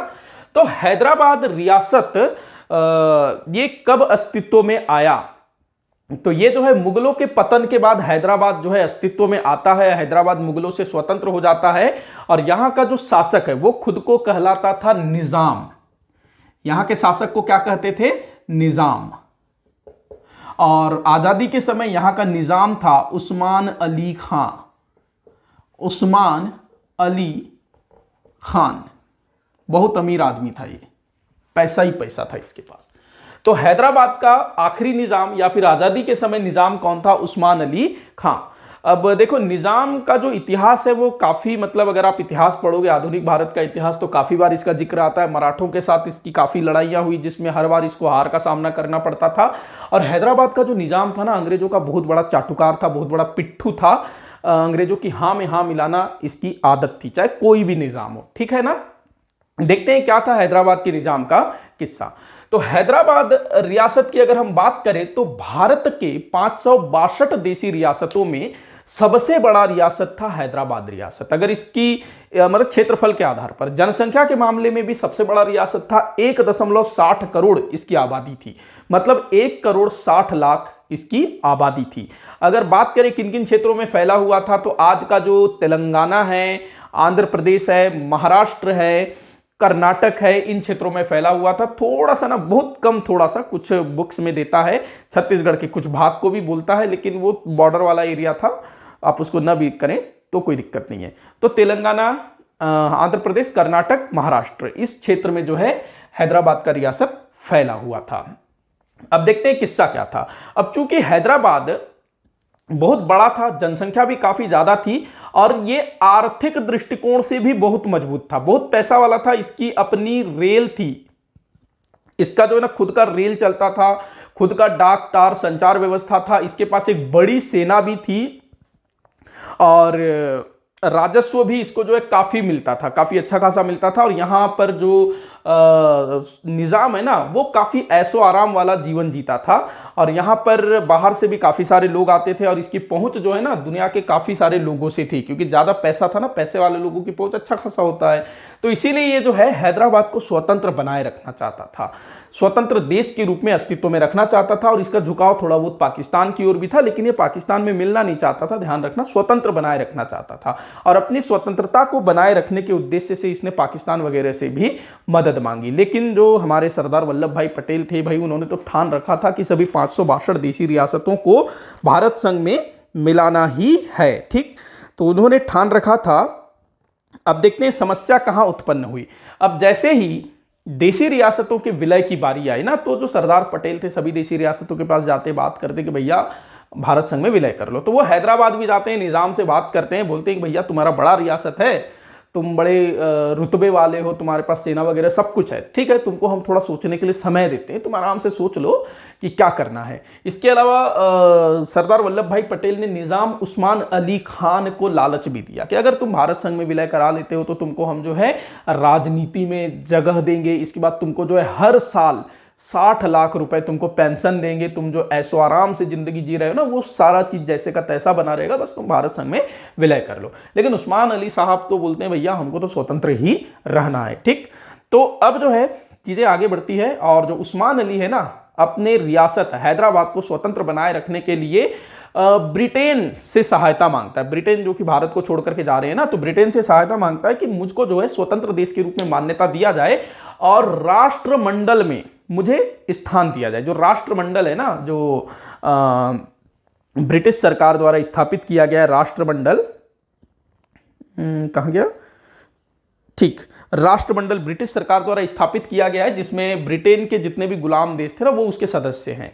तो हैदराबाद का निजाम बोलता है कि हमको राष्ट्रमंडल में शामिल किया जाए, लेकिन ब्रिटेन जो है इस चीज के लिए तैयार नहीं होता है। इसके बाद जो हैदराबाद का निजाम है वो मोहम्मद अली जिन्ना से भी संपर्क करता है कि भाई मुझे स्वतंत्र रहना है, आप मेरी मदद करो। लेकिन जो मोहम्मद अली जिन्ना था ना, वो हालांकि मदद करना चाहता था बट वो मदद नहीं करता है और मना कर देता है, लेकिन बाद में वो मदद करता है। शुरू में जब उसने हेल्प की थी ना, मदद नहीं करता है, बिल्कुल मना कर देता है। हालांकि ऐसे मना नहीं करता है, थोड़ा सा टाल मटोल करता है, लेकिन बाद में हेल्प करता है। आगे चल करके फिर से वो ऑस्ट्रेलिया के पास चला जाता है। हैदराबाद ऑस्ट्रेलिया जो है हेल्प करने के लिए तैयार हो जाता है। बाद में हथियार वगैरह से ना ऑस्ट्रेलिया और पाकिस्तान ने हेल्प किया था। वो कब, जब हैदराबाद के निजाम द्वारा हिंदुओं का कत्लेआम करना शुरू किया जाता है ना, तो उस टाइम पे पाकिस्तान और ऑस्ट्रेलिया ने हथियार आदि से हैदराबाद की मदद की थी। तो हैदराबाद जो है इधर उधर लोगों से हेल्प मांगना शुरू कर देता है, मतलब कभी ब्रिटेन से, कभी पाकिस्तान से, कभी किससे, कभी उससे, इस टाइप से।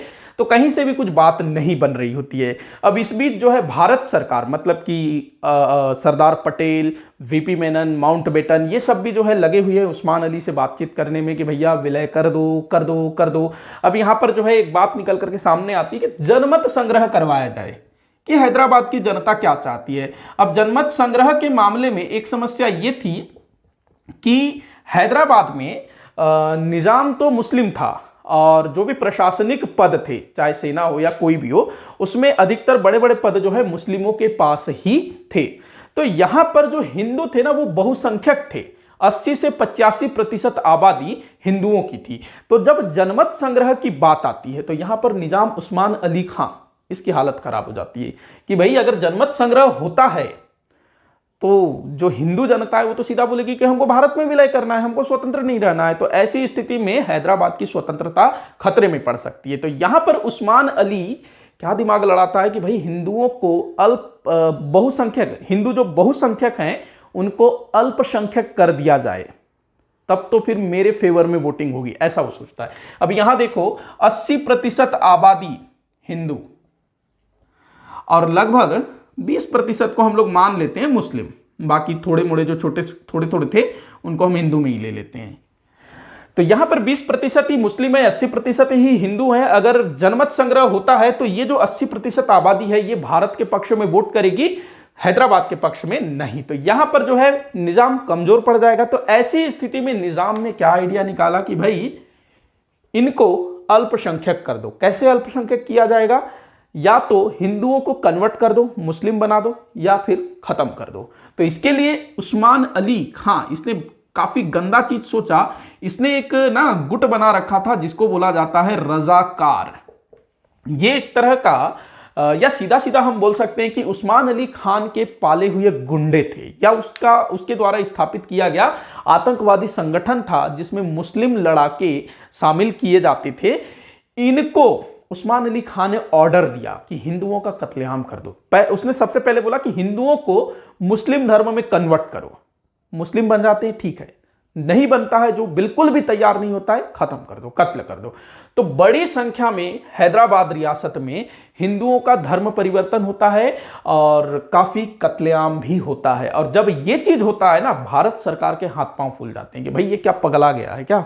तो यहां पर फिर जो है ना एक मीटिंग बुलाई जाती है, भारत सरकार द्वारा एक मीटिंग बुलाया जाता है। और इस मीटिंग में, ये मीटिंग कब बुलाया गया था? तो 12/9/1948 के आसपास, 12 सितंबर 1948, 12 सितंबर 1948 को कैबिनेट की एक बैठक आयोजित की जाती है। और इसमें जो है पंडित जवाहरलाल नेहरू जो कि उस समय देश के प्रधानमंत्री थे, माउंटबेटन जो कि गवर्नर जनरल थे, सरदार वल्लभ भाई पटेल जो कि गृह मंत्री और रियासत विभाग के प्रमुख थे, वीपी मेनन जो कि रियासत विभाग के सचिव थे, इसके अलावा अन्य मंत्रीगण और सेना के बड़े बड़े अधिकारी भी इसमें शामिल थे। तो यहां पर बैठक होता है और इस बैठक में ये जो हैदराबाद में जो कांड हो रहा है ना, जो कत्लेआम मचाया गया है, उसके बारे में ये लोग बातचीत करते हैं कि भाई अब तो कुछ तो करना पड़ेगा। जनमत संग्रह वहां पर काम नहीं आएगा, वहां का जो निजाम है वो भी नहीं मान रहा है। तो ऐसी दशा में केवल और केवल एक ही रास्ता बचता है और वो रास्ता था सैन्य कार्यवाही का। तो ये लोग डिसाइड करते हैं कि हैदराबाद को भारत संघ में अगर मिलाना है तो हमको वहां सेना भेजनी होगी। ठीक, तो सेना भेजने के लिए यहां पर ये लोग तैयार हो जाते हैं, सैन्य कार्यवाही के लिए तैयार होते हैं। और एक सैन्य कार्यवाही के लिए एक ऑपरेशन लॉन्च किया जाता है और इस ऑपरेशन को नाम दिया जाता है ऑपरेशन पोलो। सेना जब भी कोई कार्यवाही करती है ना तो उसका एक प्रॉपर नाम दिया जाता है कि उसको किस नाम से जाना जाएगा। ठीक, तो 12 सितंबर 1948 को भारत के कैबिनेट में एक बैठक होती है जिसमें सैन्य कार्यवाही का निर्णय लिया जाता है और हैदराबाद को भारत संघ में विलय करने के लिए ऑपरेशन पोलो लॉन्च किया जाता है और फिर हैदराबाद में सेना उतारने की कार्यवाही शुरू हो जाती है। अब यहां पर प्रश्न उठता है कि भैया ऑपरेशन पोलो नाम क्यों रखा गया? ऑपरेशन पोलो नाम आखिर क्यों रखा गया? कोई दूसरा नाम क्यों नहीं रखा गया? ऑपरेशन हैदराबाद, ऑपरेशन विलय। तो इसके पीछे कहानी यह है कि जो हैदराबाद है ना, यहां पर विश्व के 17 बड़े बड़े पोलो के मैदान हुआ करते थे। पोलो जानते हो ना, पोलो जिसमें घोड़े में खिलाड़ी बैठे हुए होते हैं, उनके हाथ में एक स्टिक होती है जिससे वो हॉकी टाइप का गेम खेला जाता है। ये एक तरह नहीं पोलो यही है ना, हाँ पोलो यही है। तो पोलो ये पोलो है। तो पोलो के जो है ना 17 बड़े बड़े मैदान थे और उस समय विश्व के जो बड़े बड़े रईस लोग थे ना, वो हैदराबाद में पोलो खेलने आया करते थे। पोलो रईसों का खेल हुआ करता है। अच्छा, एक भारत में एक सुल्तान हुआ जो कि पोलो खेलते हुए गिरा था। आप पोलो खेलते हुए गिर करके मर गया था, उस सुल्तान का आप नाम बताइए। ठीक, आगे बढ़ते हैं। ऑपरेशन पोलो लॉन्च हो जाता है कब? 12 सितंबर 1948 को। इसके बाद अगले ही दिन 13 सितंबर 1948 को ये ऑपरेशन जो है शुरू किया जाता है और सेना भेज दी जाती है हैदराबाद में अलग अलग क्षेत्रों से, खास करके वायुसेना के माध्यम से जो है सेनाएं भेजी जाती है और 5 दिन तक युद्ध चलता है। और 17 सितंबर 1948 को जो रजाकार है ना, ये लोग सरेंडर कर देते हैं। रजाकार सरेंडर कर देते हैं और हैदराबाद का भारत संघ में विलय हो जाता है। ठीक, एक बार मैं फिर से रिपीट करता हूं। हैदराबाद का जो निजाम था उस्मान अली खां, जो कि हैदराबाद को स्वतंत्र रखना चाहता था। यहां की अधिकांश आबादी हिंदू थी और इसने रजाकारों के माध्यम से हिंदुओं को अल्पसंख्यक करने का प्रयास किया, कत्लेआम किया, उनको धर्म परिवर्तन करने का प्रयास किया। इस बाद 12 सितंबर 1948 को कैबिनेट की बैठक होती है जिसमें हैदराबाद के विरुद्ध सैन्य कार्यवाही की निर्णय लिया जाता है। फिर ऑपरेशन पोलो लॉन्च करते हैं। 17 पोलो के मैदान है हैदराबाद में। 13 सितंबर 1939 को सेना भेजनी शुरू की जाती है वायुसेना के माध्यम से, मतलब वायुसेना का यहां पर काफी प्रयोग किया गया था और जो रजाकार हैं वो भारतीय सेना के साथ लड़ती है। तो 17 सितंबर 1948 को रजाकार जो है सरेंडर कर देते हैं और फिर जो निजाम उस्मान अली ये भारत संघ में विलय पत्र पर हस्ताक्षर करने को तैयार हो जाता है। ठीक, तो ये तमाम बातें ध्यान में रखिएगा। कोई और चीज बताना छूट गया है तो मैं एक बार देख लेता हूं। ठीक, और तो कुछ नहीं रहा। तो इस तरह से हैदराबाद का भारत संघ में विलय हो जाता है। अगर कोई चीज बताना छूट जाता है ना, तो मैं अपने क्वेश्चन आंसर वाला जो वीडियो है ना, जो रोज सुबह सुबह आता है, उसमें मैं चीजें जो है ऐड कर देता हूं। तो आप लोग जो है उस वाले वीडियो को जरूर से देखिएगा। अगर आप UGC net set TGT PGT की तैयारी कर रहे हैं तो वह वीडियो श्रृंखला आपके लिए काफी इंपॉर्टेंट हो सकती है। अब लास्ट आखिरी रियासत कश्मीर। कश्मीर का जो मामला है भाई आज तक उलझा हुआ है ना। कश्मीर की अगर हम बात करें तो भारत के उत्तर पश्चिमी इलाके में स्थित है। यहां का राजा था हरि सिंह। राजा कौन था यहां पर? हरि सिंह, जो कि हिंदू था और यहां की जो आबादी थी ना वो मुस्लिम थी। मतलब कि राजा हिंदू और जो जनता है वो मुस्लिम थे। अब यहां पर जो कश्मीर है ना, कश्मीर का राजा हरि सिंह, ये कश्मीर को स्वतंत्र रखना चाहता था क्योंकि कश्मीर की स्थिति ऐसी थी कि ये स्वतंत्र मतलब इसको स्वतंत्र राज्य का दर्जा दिया भी जा सकता था। और जो हरि सिंह है वो कश्मीर को पर्यटक स्थल के रूप में विकसित करना चाहता था और पर्यटन की वहां पर काफी गुंजाइशें भी थी। उस समय काफी बाहर के लोग जो है आते थे यहाँ पर छुट्टियां मनाने के लिए, तो पर्यटक स्थल के रूप में विकसित करना चाहता था। ये कश्मीर को भारत का स्विट्जरलैंड बनाना चाहता था। स्विट्जरलैंड यूरोप में है ना, स्विट्जरलैंड। तो देखते हैं क्या कुछ हुआ। अब देखो, जैसे ही हरि सिंह ने स्वतंत्र रहने की बात कही तो यहां पर पाकिस्तान वो जो है चाहता था कि कश्मीर जो है उसको मिले। पाकिस्तान का तर्क ये था कि जो हिंदू बहुसंख्यक क्षेत्र जूनागढ़ भारत को मिला, तो ठीक वैसे ही मुस्लिम बहुसंख्यक क्षेत्र कश्मीर पाकिस्तान को मिलना चाहिए। ये जो है पाकिस्तान का तर्क था। ठीक, देखते हैं यहां पर क्या कुछ बताया जा सकता है। अब अगर हम बात करें माउंटबेटन की, तो उसने भी जो है कश्मीर को भारत संघ में विलय करने की सलाह दी, लेकिन जो कश्मीर का जो शासक था वो दोनों देशों के साथ, भारत के साथ कश्मीर, भारत के साथ पाकिस्तान के साथ, दोनों देशों के साथ मैत्रीपूर्ण संबंध स्थापित रखना चाहता था और खुद को स्वतंत्र बनाए रखना चाहता था। लेकिन दोनों तरफ से, इसके अलावा माउंटबेटन की तरफ से भी उसके ऊपर दबाव बन रहा था कि भैया तुम जब जल्दी कोई डिसीजन लो। तो यहां पर कश्मीर जो है ना, दोनों देशों को यथा स्थिति बनाए रखने को कहता है। क्या बोलता है? यथा स्थिति। जो स्टैंड स्टिल एग्रीमेंट की जो मैंने बात कही थी ना, तो वही वाली ये बात करता है कि आप जो है यथा स्थिति बनाए रखिए। मैं जो है थोड़ा सा सोच के आप लोगों को बताऊंगा। इस टाइप से ये बात करता है और थोड़ा सा समय मांगता है। यथा स्थिति बनाए रखने को बोलता है, समय मांगता है।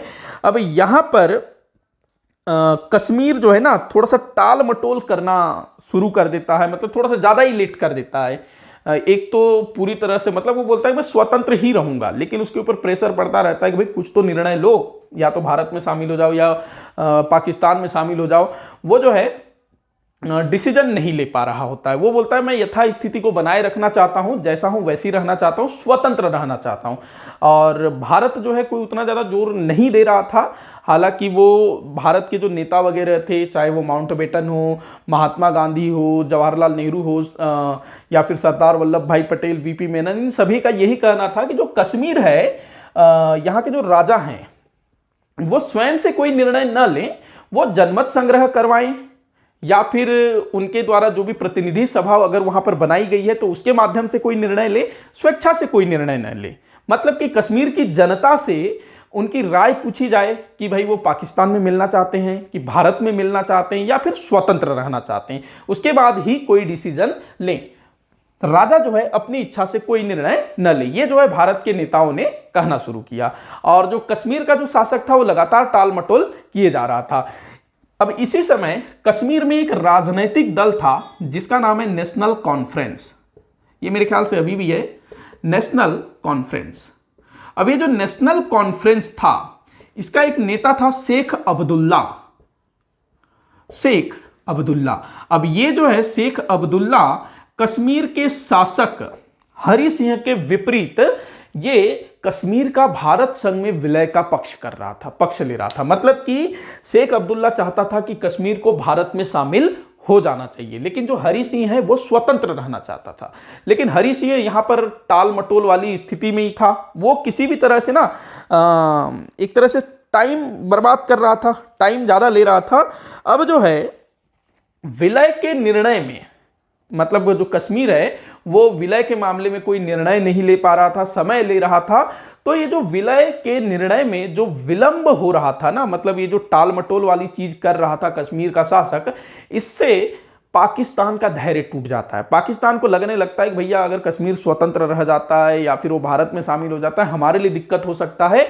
तो पाकिस्तान का धैर्य टूट जाता है और पाकिस्तान क्या करता है, कबाइली लोगों के माध्यम से ये सीधा ना कश्मीर पर हमला कर देता है। कबाइली लोगों के माध्यम से पाकिस्तानी सेना द्वारा कश्मीर पर हमला करवा दिया जाता है। किसकी तरफ से? पाकिस्तान की तरफ से। ध्यान रखेंगे यह हमला कब हुआ था, तो 22 अक्टूबर 1947। 22 अक्टूबर 1947 को पाकिस्तान की तरफ से कश्मीर पर आक्रमण हो जाता है। और यह आक्रमण किसने किया था, तो शुद्ध रूप से पाकिस्तान की सेना द्वारा यह आक्रमण किया गया था। लेकिन पाकिस्तानी सेना ने क्या किया था, कबाइली लोगों का यूज किया था। जो कबाइली लोग थे ना, उनके माध्यम से पाकिस्तानी सेना ने कश्मीर पर आक्रमण कर दिया। और नाम किसका दिया गया, ये जो कबाइली लोग हैं, जो एकदम जनजाति टाइप के लोग हैं, इन्होंने आक्रमण कर दिया, ऐसा उसने बोलना शुरू कर दिया। पाकिस्तान कभी नहीं मानता है कि उसने इधर आक्रमण किया, ऐसे टाइप से हर बार का उसका वही नौटंकी होता है। तो कबाइली लोगों के माध्यम से पाकिस्तानी सेना ने कश्मीर पर आक्रमण कर दिया 22 अक्टूबर 1947।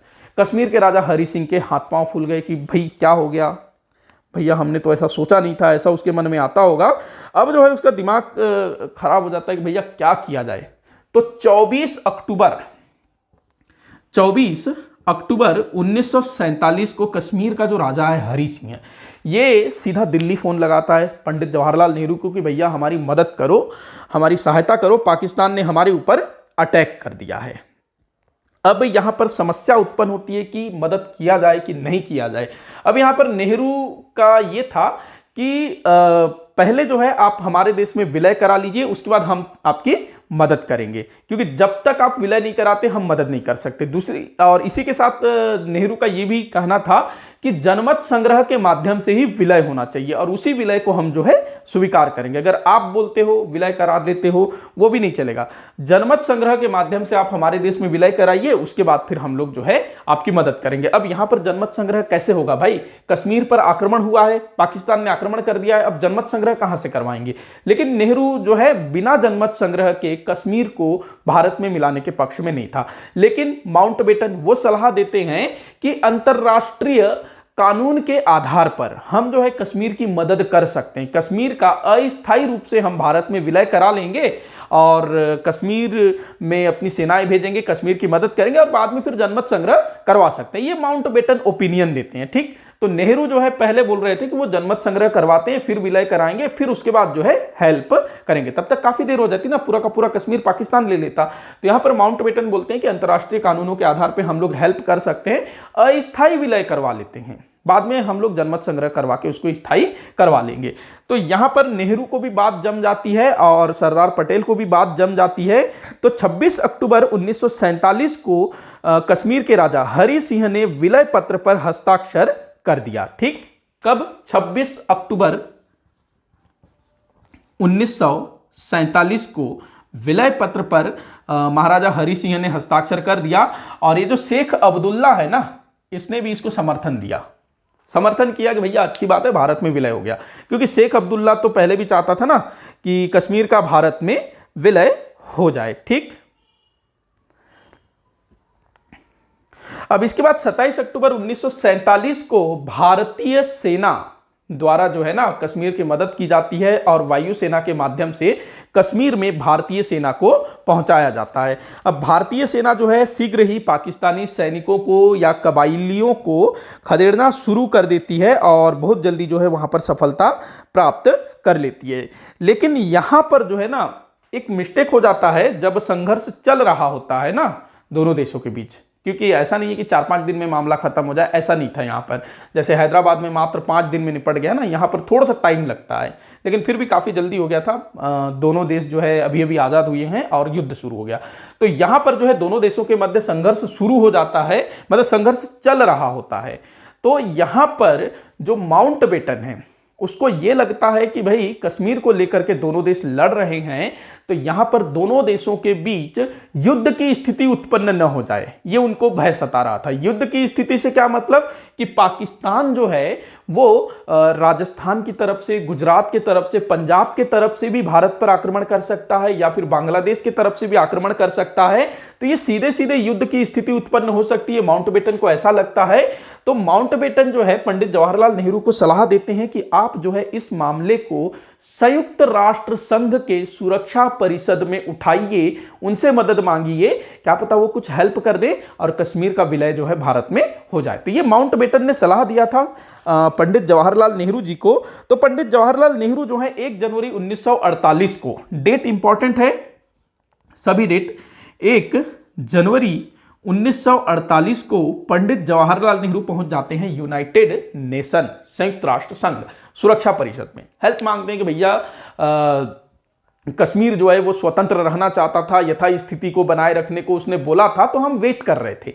लेकिन पाकिस्तान जो है वेट नहीं कर पाया, उसने कश्मीर पर अटैक कर दिया। अब कश्मीर हमसे हेल्प मांग रहा था, तो हमने अस्थायी विलय भारत में करा करके कश्मीर को हेल्प कर रहे हैं और युद्ध चल रहा है, तो आप जो है इस युद्ध को रुकवाने में हमारी मदद करिए। पाकिस्तान को जो है वापस हटने को बोलिए, जनमत संग्रह करवाते हैं, उसके बाद फिर देखेंगे जनमत संग्रह का क्या रिजल्ट आता है। और पाकिस्तान में जाना है पाकिस्तान में चले जाएं, जनमत संग्रह के बाद अगर भारत में आना है भारत में शामिल हो जाएं। तो इस तरह से ये दलीलें दी जाती है। लेकिन यहां पर समस्या उत्पन्न होता है, सुरक्षा परिषद में अमेरिका और ब्रिटेन का वर्चस्व होता है, इन दोनों का प्रभाव होता है और दोनों ही देश, अमेरिका और जो ब्रिटेन है, वो पाकिस्तान का समर्थन कर रहे होते हैं। तो यहां पर ये लोग जो है ना नेहरू की बात को बिल्कुल भी नहीं सुनते हैं। हालांकि वो ढकोसला करते हैं, दिखावा करते हैं बीच बचाव का, और वो लोग बोलते हैं कि भैया पहले दोनों अपनी अपनी सेनाओं को हटाओ, दोनों अपनी अपनी सेनाओं को हटाओगे तो उसके बाद जनमत संग्रह करवाएंगे और फिर जो भी निर्णय होगा वो सर्वमान्य होगा। तो यहाँ पर फिर भारत जो है पाकिस्तान को बोलता है भैया सेना हटाओ, लेकिन पाकिस्तान बोलता है पहले तुम हटाओ फिर मैं हटाऊंगा। अब यहां पर जो है दोनों ही सेना हटाने को तैयार नहीं होते हैं। तो ऐसी स्थिति में जो युद्ध है ना या मामला जो है ना वो थोड़ा सा लटकने की ओर चला जाता है। अब युद्ध चल रहा होता है और आगे चल करके 31 अक्टूबर 1948 को कश्मीर में भारत और पाकिस्तान दोनों ने जो है युद्ध विराम की घोषणा कर दी। देखो 31 अक्टूबर 1948 को युद्ध विराम की घोषणा कर दी। युद्ध विराम की बात कर रहा हूं मैं। देखो 22 अक्टूबर 1947 को क्या हुआ था, पाकिस्तान ने कश्मीर पर आक्रमण कर दिया। 24 अक्टूबर 1947 को राजा हरि सिंह ने मदद मांगी। 26 अक्टूबर 1947 को विलय पत्र पर हस्ताक्षर हुआ, अस्थायी विलय पत्र, ठीक, अस्थायी विलय पत्र पर हस्ताक्षर हुआ। उसके बाद 27 अक्टूबर 1947 को भारतीय सेनाएं कश्मीर पहुंचती है इनसे लड़ने के लिए, पाकिस्तानियों से लड़ने के लिए। 1 जनवरी 1948 को पंडित जवाहरलाल नेहरू यूनाइटेड नेशन में जाते हैं, इस मामले को उठाते हैं और उसके बाद फिर 31 अक्टूबर 1948 को यूएनओ के हस्तक्षेप से युद्ध विराम की घोषणा होती है। युद्ध विराम मतलब कि भारत और पाकिस्तान अभी भी युद्ध की स्थिति में है, बस युद्ध विराम चल रहा है, अभी जो है रुका हुआ है। लेकिन बीच बीच में जो युद्ध विराम है ना, जिसको सीज फायर बोला जाता है, वो बीच बीच में टूटता रहता है। कई बार जो है युद्ध विराम टूट जाता है, फिर से फायरिंग होती है, फिर रुक जाता है, इस टाइप से, ठीक। तो ये डेट्स आप लोगों को याद रखना है। तो 31 अक्टूबर 1948 को दोनों देशों ने कश्मीर में युद्ध विराम की घोषणा कर दी। अब जो है क्या किया जाए, आगे क्या किया जाए कि कश्मीर किसका होगा, क्या कश्मीर स्वतंत्र होगा कि कश्मीर पाकिस्तान का होगा या कश्मीर भारत का होगा। कश्मीर का भारत में जो विलय हुआ है वो अस्थायी विलय था। ये जो 26 अक्टूबर 1947 को जो हस्ताक्षर हुआ था वो अस्थायी विलय पत्र था, क्योंकि नेहरू चाहते थे कि जनमत संग्रह के बाद ही हम किसी भी राज्य को अपने राज्य में अपने देश में मिला सकते हैं, ठीक। अब यहां पर ये मतलब बात होती है कि जब तक जनमत संग्रह नहीं होगा तब तक कोई फैसला नहीं लिया जा सकता। लेकिन जनमत संग्रह में पेच क्या था, दोनों देशों को यहां से अपनी सेनाओं को हटाना होगा। अब होता क्या है, मान लो ये कश्मीर है, ये कश्मीर है, तो कश्मीर का जो आधा भाग है ना, लगभग इतना भाग, इस पर जो है पाकिस्तान ने अपना अधिकार कर रखा था। मतलब पाकिस्तान जो है यहां तक घुस चुका था और इधर भारत की सेनाएं, इधर पाकिस्तान की सेनाएं, तो युद्ध चल रहा है दोनों के बीच। अब 31 अक्टूबर 1948 को युद्ध विराम की घोषणा होती है ना, तो जो सेनाएं, भारत की सेनाएं जहां थी, पाकिस्तान की सेना जहां थी, वहीं पर जो है दोनों डटी रहती है एक दूसरे के आमने सामने, और इसी को बोला गया लाइन ऑफ कंट्रोल, एलओसी जिसको बोला जाता है ना। तो आज के समय में जो एलओसी है ना, ऐसे ही एलओसी के एक तरफ भारतीय सेना, एक तरफ पाकिस्तानी सेना, और इस तरफ का जो भाग है वो पाकिस्तान के पास है, इस तरफ का जो भाग है भारत के पास है। तो अब जो है यहां पर जनमत संग्रह की बात होती है, लेकिन जनमत संग्रह में वही समस्या कि जब तक दोनों देश अपनी सेनाएं नहीं हटाते तब तक जनमत संग्रह किया नहीं जा सकता। और दोनों देश की जो सेनाएं हैं, या फिर दोनों देश चाहते हैं कि पहले, भारत चाहता है कि पहले पाकिस्तान सेना हटाए, पाकिस्तान चाहता है कि पहले भारत अपनी सेनाओं को हटाए, ठीक। तो इस तरह से कश्मीर समस्या उत्पन्न हो जाती है। इसके बाद अब मामला जो है ऐसे ही चल रहा होता है और कुछ समय बाद फिर भारत घोषणा कर देता है कि चूंकि पाकिस्तान कश्मीर से अपनी सेनाओं को नहीं हटा रहा है, तो ऐसी दशा में इसको जो है पाकिस्तान का सीधा सीधा आक्रमण मान लिया जाता है और भारत जो है एक नई घोषणा करता है, और वो घोषणा करता है कि हमने 26 अक्टूबर 1947 को कश्मीर का अस्थायी रूप से भारत में विलय किया था। अब हम घोषणा करते हैं कि कश्मीर का स्थायी रूप से भारत में विलय हो गया। इस तरह से लोग घोषणा करते हैं, क्योंकि जनमत संग्रह का कोई बात जो है आगे बढ़ नहीं पाता है और पाकिस्तान अपनी सेनाओं को हटाने को तैयार नहीं है। तो इस स्थिति में भारत जो है घोषणा कर देता है कि कश्मीर का भारत संघ में स्थायी रूप से विलय हो गया, ठीक। इसके बाद फिर जो है कश्मीर के संविधान वगैरह बनने की बारी शुरू होती है। कश्मीर का संविधान बनने की बारी शुरू होती है। 1951 में संविधान हेतु पृथक संविधान सभा गठित किया गया,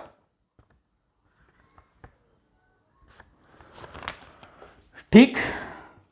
1951 में कश्मीर के संविधान हेतु एक पृथक संविधान सभा का गठन किया जाता है और शेख अब्दुल्ला को भी इसमें प्रमुख रूप से स्थान दिया जाता है, क्योंकि शेख अब्दुल्ला जो है हमेशा से कश्मीर को भारत में विलय करने के पक्ष में था। आगे चल करके कश्मीर का संविधान बनकर के तैयार हो जाता है, और ये कश्मीर का जो संविधान था, ये, या फिर सीधा सीधा हम ये बोले कि भारत का जो संविधान है वो कश्मीर पर लागू नहीं होता था, और जो कश्मीर के लिए जो अलग से संविधान बना वो जो है कश्मीर पर लागू होता था। कश्मीर का अलग से झंडा होता था, ठीक, ये सब चीजें आप लोगों को पता होगा। और कश्मीर के शासन प्रशासन, अच्छा, कश्मीर का संविधान कब लागू हुआ ये भी आप ध्यान में रखेंगे। 26 जनवरी 1957, 26 जनवरी 1957 को कश्मीर का संविधान लागू हुआ। ये देश के, भारत के संविधान से बिल्कुल ही अलग था। अब भारत के संविधान में कश्मीर के शासन प्रशासन को लेकर के एक अनुच्छेद जोड़ा गया भारत के संविधान में, जिसको नाम दिया गया 370, अनुच्छेद 370, जो कि बहुत समय तक विवाद का विषय बना रहा। और अनुच्छेद 370 के तहत कश्मीर राज्य को, कश्मीर जो कि भारत का अभिन्न अंग बन गया, भारत ने घोषणा की कि कश्मीर का भारत संघ में स्थायी रूप से विलय हो गया, ये घोषणा कर दिया ना। उसके बाद फिर कश्मीर के लिए पृथक संविधान सभा का गठन किया गया 1951 में, और 26 जनवरी 1957 को कश्मीर के संविधान को लागू कर दिया गया। और इसके बाद जो है अनुच्छेद 370 भारत के संविधान में जोड़ा गया, और इस अनुच्छेद 370 के तहत भारत का संविधान कश्मीर को एक विशेष राज्य का दर्जा प्रदान करता था, ठीक। और इसी अनुच्छेद 370 के तहत कश्मीर को लेकर के भारत में भी काफी विवाद हुआ। आगे चल करके अभी कुछ साल पहले मतलब कि 5 अगस्त 1919 को अनुच्छेद 370 को समाप्त कर दिया गया, और कश्मीर को जो विशेष राज्य का दर्जा दिया गया था उसको समाप्त कर दिया गया, और कश्मीर को भी भारत के अन्य राज्यों के समान माना गया। और ये जो अनुच्छेद 370 था ना, इसके आधार पर कहीं ना कहीं ये प्रदर्शित होता था कि कश्मीर जो है भारत का अंग नहीं है, या फिर कश्मीर का भारत में स्थायी रूप से विलय नहीं हुआ है। तो ये अनुच्छेद 370 इस तरह की थी, एक तरह का विवादित था ये चीज, ठीक है ना। तो इस तरह से अनुच्छेद 370 को समाप्त कर दिया जाता है, और इसके चलते जो समस्या उत्पन्न हुई थी वो सॉल्व हो जाता है। लेकिन अभी भी कश्मीर का जो मूल समस्या है वो अभी भी जस का तस है, मतलब कि आधा कश्मीर पाकिस्तान के पास है, आधा कश्मीर भारत के पास है। तो अभी भी ये समस्या जो है बना हुआ है। तो भाई, तो कश्मीर भारत में शामिल हो गया। अब हम लोग आगे देखते हैं, सभी 6 रियासत हो गए, अभी एक और पॉइंट बचा हुआ है। अच्छा, यहां पर अब मैं एक चीज बता देता हूं कि कश्मीर के विलय के साथ भारत में 542 रियासतों का विलय हो जाता है। वैसे सबसे आखिर में भोपाल का विलय हुआ था।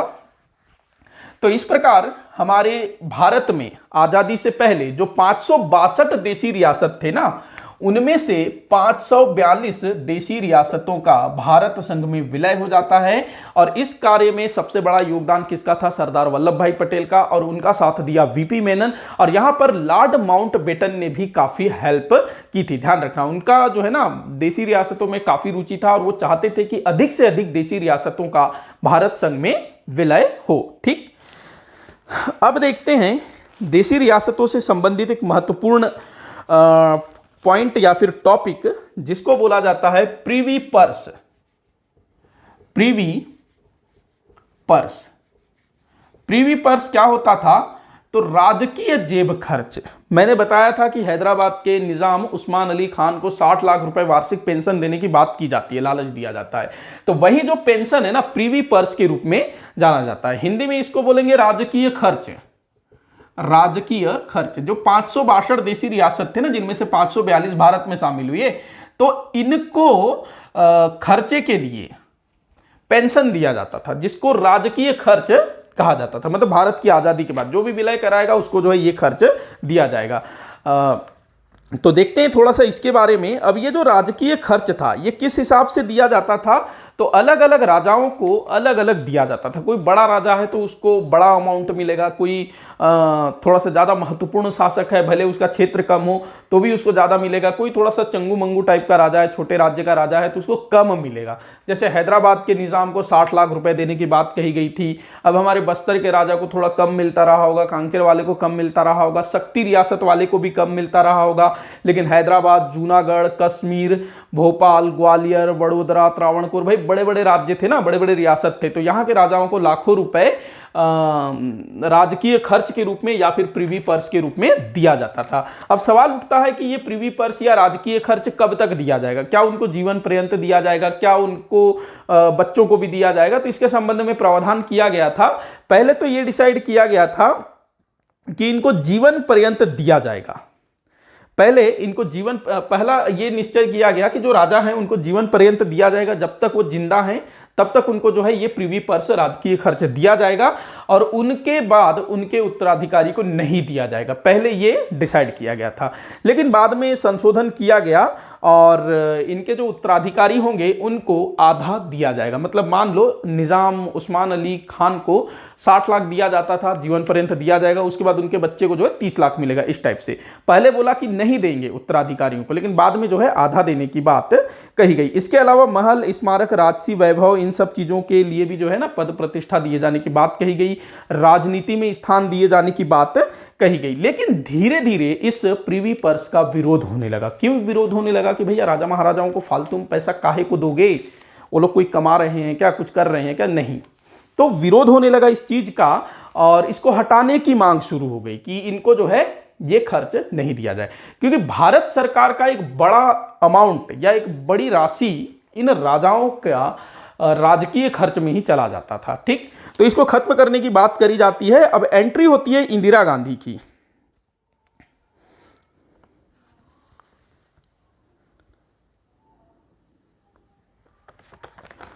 अब यहां पर एंट्री होती है इंदिरा गांधी की। अब जो इंदिरा गांधी वो ठान लेती हैं कि भैया वो जो है राजाओं के राज को पूरी तरह से खत्म कर देंगी। तो इंदिरा गांधी क्या करती हैं, एक विधेयक प्रस्तुत करती हैं राजकीय खर्च या प्रिवी पर्स को खत्म करने के लिए। अब ये जो विधेयक है ये लोकसभा में तो पारित हो जाता है, लेकिन राज्यसभा में पारित नहीं हो पाता है। लेकिन इंदिरा गांधी बोलती है कि भैया मैं तो इन राजा महाराजाओं को खत्म ही करके रहूंगी, इनको 1 रुपया नहीं दूंगी। तो इंदिरा गांधी क्या करती हैं, राष्ट्रपति के माध्यम से एक अध्यादेश जारी करके इस राजकीय खर्च या प्रिवी पर्स को खत्म करने की घोषणा करती है। पहले उसने लोकसभा के माध्यम से किया, लोकसभा में विधेयक प्रस्तुत किया जो कि लोकसभा में तो पारित हो गया, लेकिन वो राज्यसभा से पारित नहीं हो सका। तो वो राष्ट्रपति के माध्यम से अध्यादेश जारी करवा करके प्रिवी पर्स को प्रतिबंधित कर देती है। लेकिन ये लोग कोर्ट चले जाते हैं और कोर्ट में इस अध्यादेश को स्थगित करने का ऑर्डर दिया जाता है। ठीक, तो अध्यादेश जो है स्थगित हो जाता है। तो यहां पर जो क्या बोला जाता है, अध्यादेश को अवैध घोषित करने के बाद इंदिरा गांधी इसके बावजूद भी हार नहीं मानते। पहले लोकसभा में कोशिश किया, फिर अध्यादेश के माध्यम से कोशिश किया। इसके बाद 1971 में चुनाव होता है और 1971 में, ये अभी वाला 1970 की बात थी, ठीक है, टाइम भी याद रखना है। अब टाइम आ जाता है 1971 का, फिर से चुनाव होता है। इंदिरा गांधी जो है चुनाव जीत करके फिर से प्रधानमंत्री बन जाती हैं और इस बार वो फिर से प्रयास करती हैं, लोकसभा में विधेयक लाती हैं, पास हो जाता है लोकसभा से, फिर राज्यसभा में पेश किया जाता है और राज्यसभा में भी पास हो जाता है। और ये जो कानून है, ये जो लोकसभा राज्यसभा दोनों में पास हो जाता है और उसके बाद फिर राष्ट्रपति हस्ताक्षर करने के लिए बाध्य हो जाते हैं। नहीं, बाध्य तो नहीं बोलना चाहिए, राष्ट्रपति के हस्ताक्षर करने के बाद फिर ये जो है कानून बन जाता है, अधिनियम बन जाता है और ये जो प्रिवी पर्स है इसका उन्मूलन हो जाता है, खत्म हो जाता है। ठीक, तो प्रिवी पर्स को इंदिरा गांधी ने 1971 में खत्म किया था। तो इस तरह से भारत में राजाओं के शासन की समाप्ति हो जाती है। मतलब शासन की नहीं, राजाओं का जो महत्व है वो पूरी तरह से खत्म हो जाता है। तो ये था देशी रियासतों का भारत संघ में विलय, जिसमें हम लोगों ने देखा देशी रियासतों का इतिहास कि किस तरह से वो लोग अस्तित्व में आए, किस तरह से वो मुगलों, फिर मराठों, उसके बाद फिर कैसे वो स्वतंत्र होते हैं, फिर वो अंग्रेजों के चंगुल में फंस जाते हैं, फिर अंग्रेजों के नियंत्रण में आ जाते हैं, फिर कैसे भारत संघ में उनका विलय होता है, फिर उनके जेब खर्च के लिए राजकीय खर्च दिया जाता है और किस तरह से इंदिरा गांधी ने उसको समाप्त किया। तो ये सारा कुछ जो है आपके एग्जाम के पॉइंट ऑफ व्यू से काफी इंपॉर्टेंट हो सकता है। मुझे पूरी आशा है कि आप लोगों को टॉपिक अच्छे से समझ में आ गया होगा, लेकिन फिर भी कहीं पर भी कोई भी डाउट हो तो आप लोग जरूर से बताइएगा नीचे कमेंट करके। इसके अलावा आप लोगों को लगता है कि मेरे द्वारा दी गई जानकारी कहीं पर मैंने कुछ गलत बोल दिया, मतलब कई बार होता है ना फ्लो में कुछ का कुछ निकल जाता है, तो उसको भी आप जरूर से बताइएगा ताकि मैं उसको जो है सुधार सकूं, अगले वीडियो के माध्यम से आप लोगों को उसको ठीक ठीक कर सकूं, या फिर मैं नीचे डिस्क्रिप्शन बॉक्स में भी उसको जो है त्रुटि सुधार करके दे सकता हूं। तो आप लोग जरूर से बताइएगा कहीं भी कुछ मिस्टेक हुआ हो तो। और हाँ, वीडियो अगर अच्छा लगा हो तो लाइक जरूर करिएगा, अपने सुझाव जरूर दीजिएगा, और जितना हो सके उतना आप इस वीडियो को शेयर करिएगा, पढ़ते रहिएगा अच्छे से। मेरा आप लोगों को मतलब ऑल द बेस्ट है, आप जिस भी एग्जाम की तैयारी कर रहे हैं। चैनल को सब्सक्राइब करिएगा। वीडियो को आखिर तक देखने के लिए आपका बहुत बहुत धन्यवाद।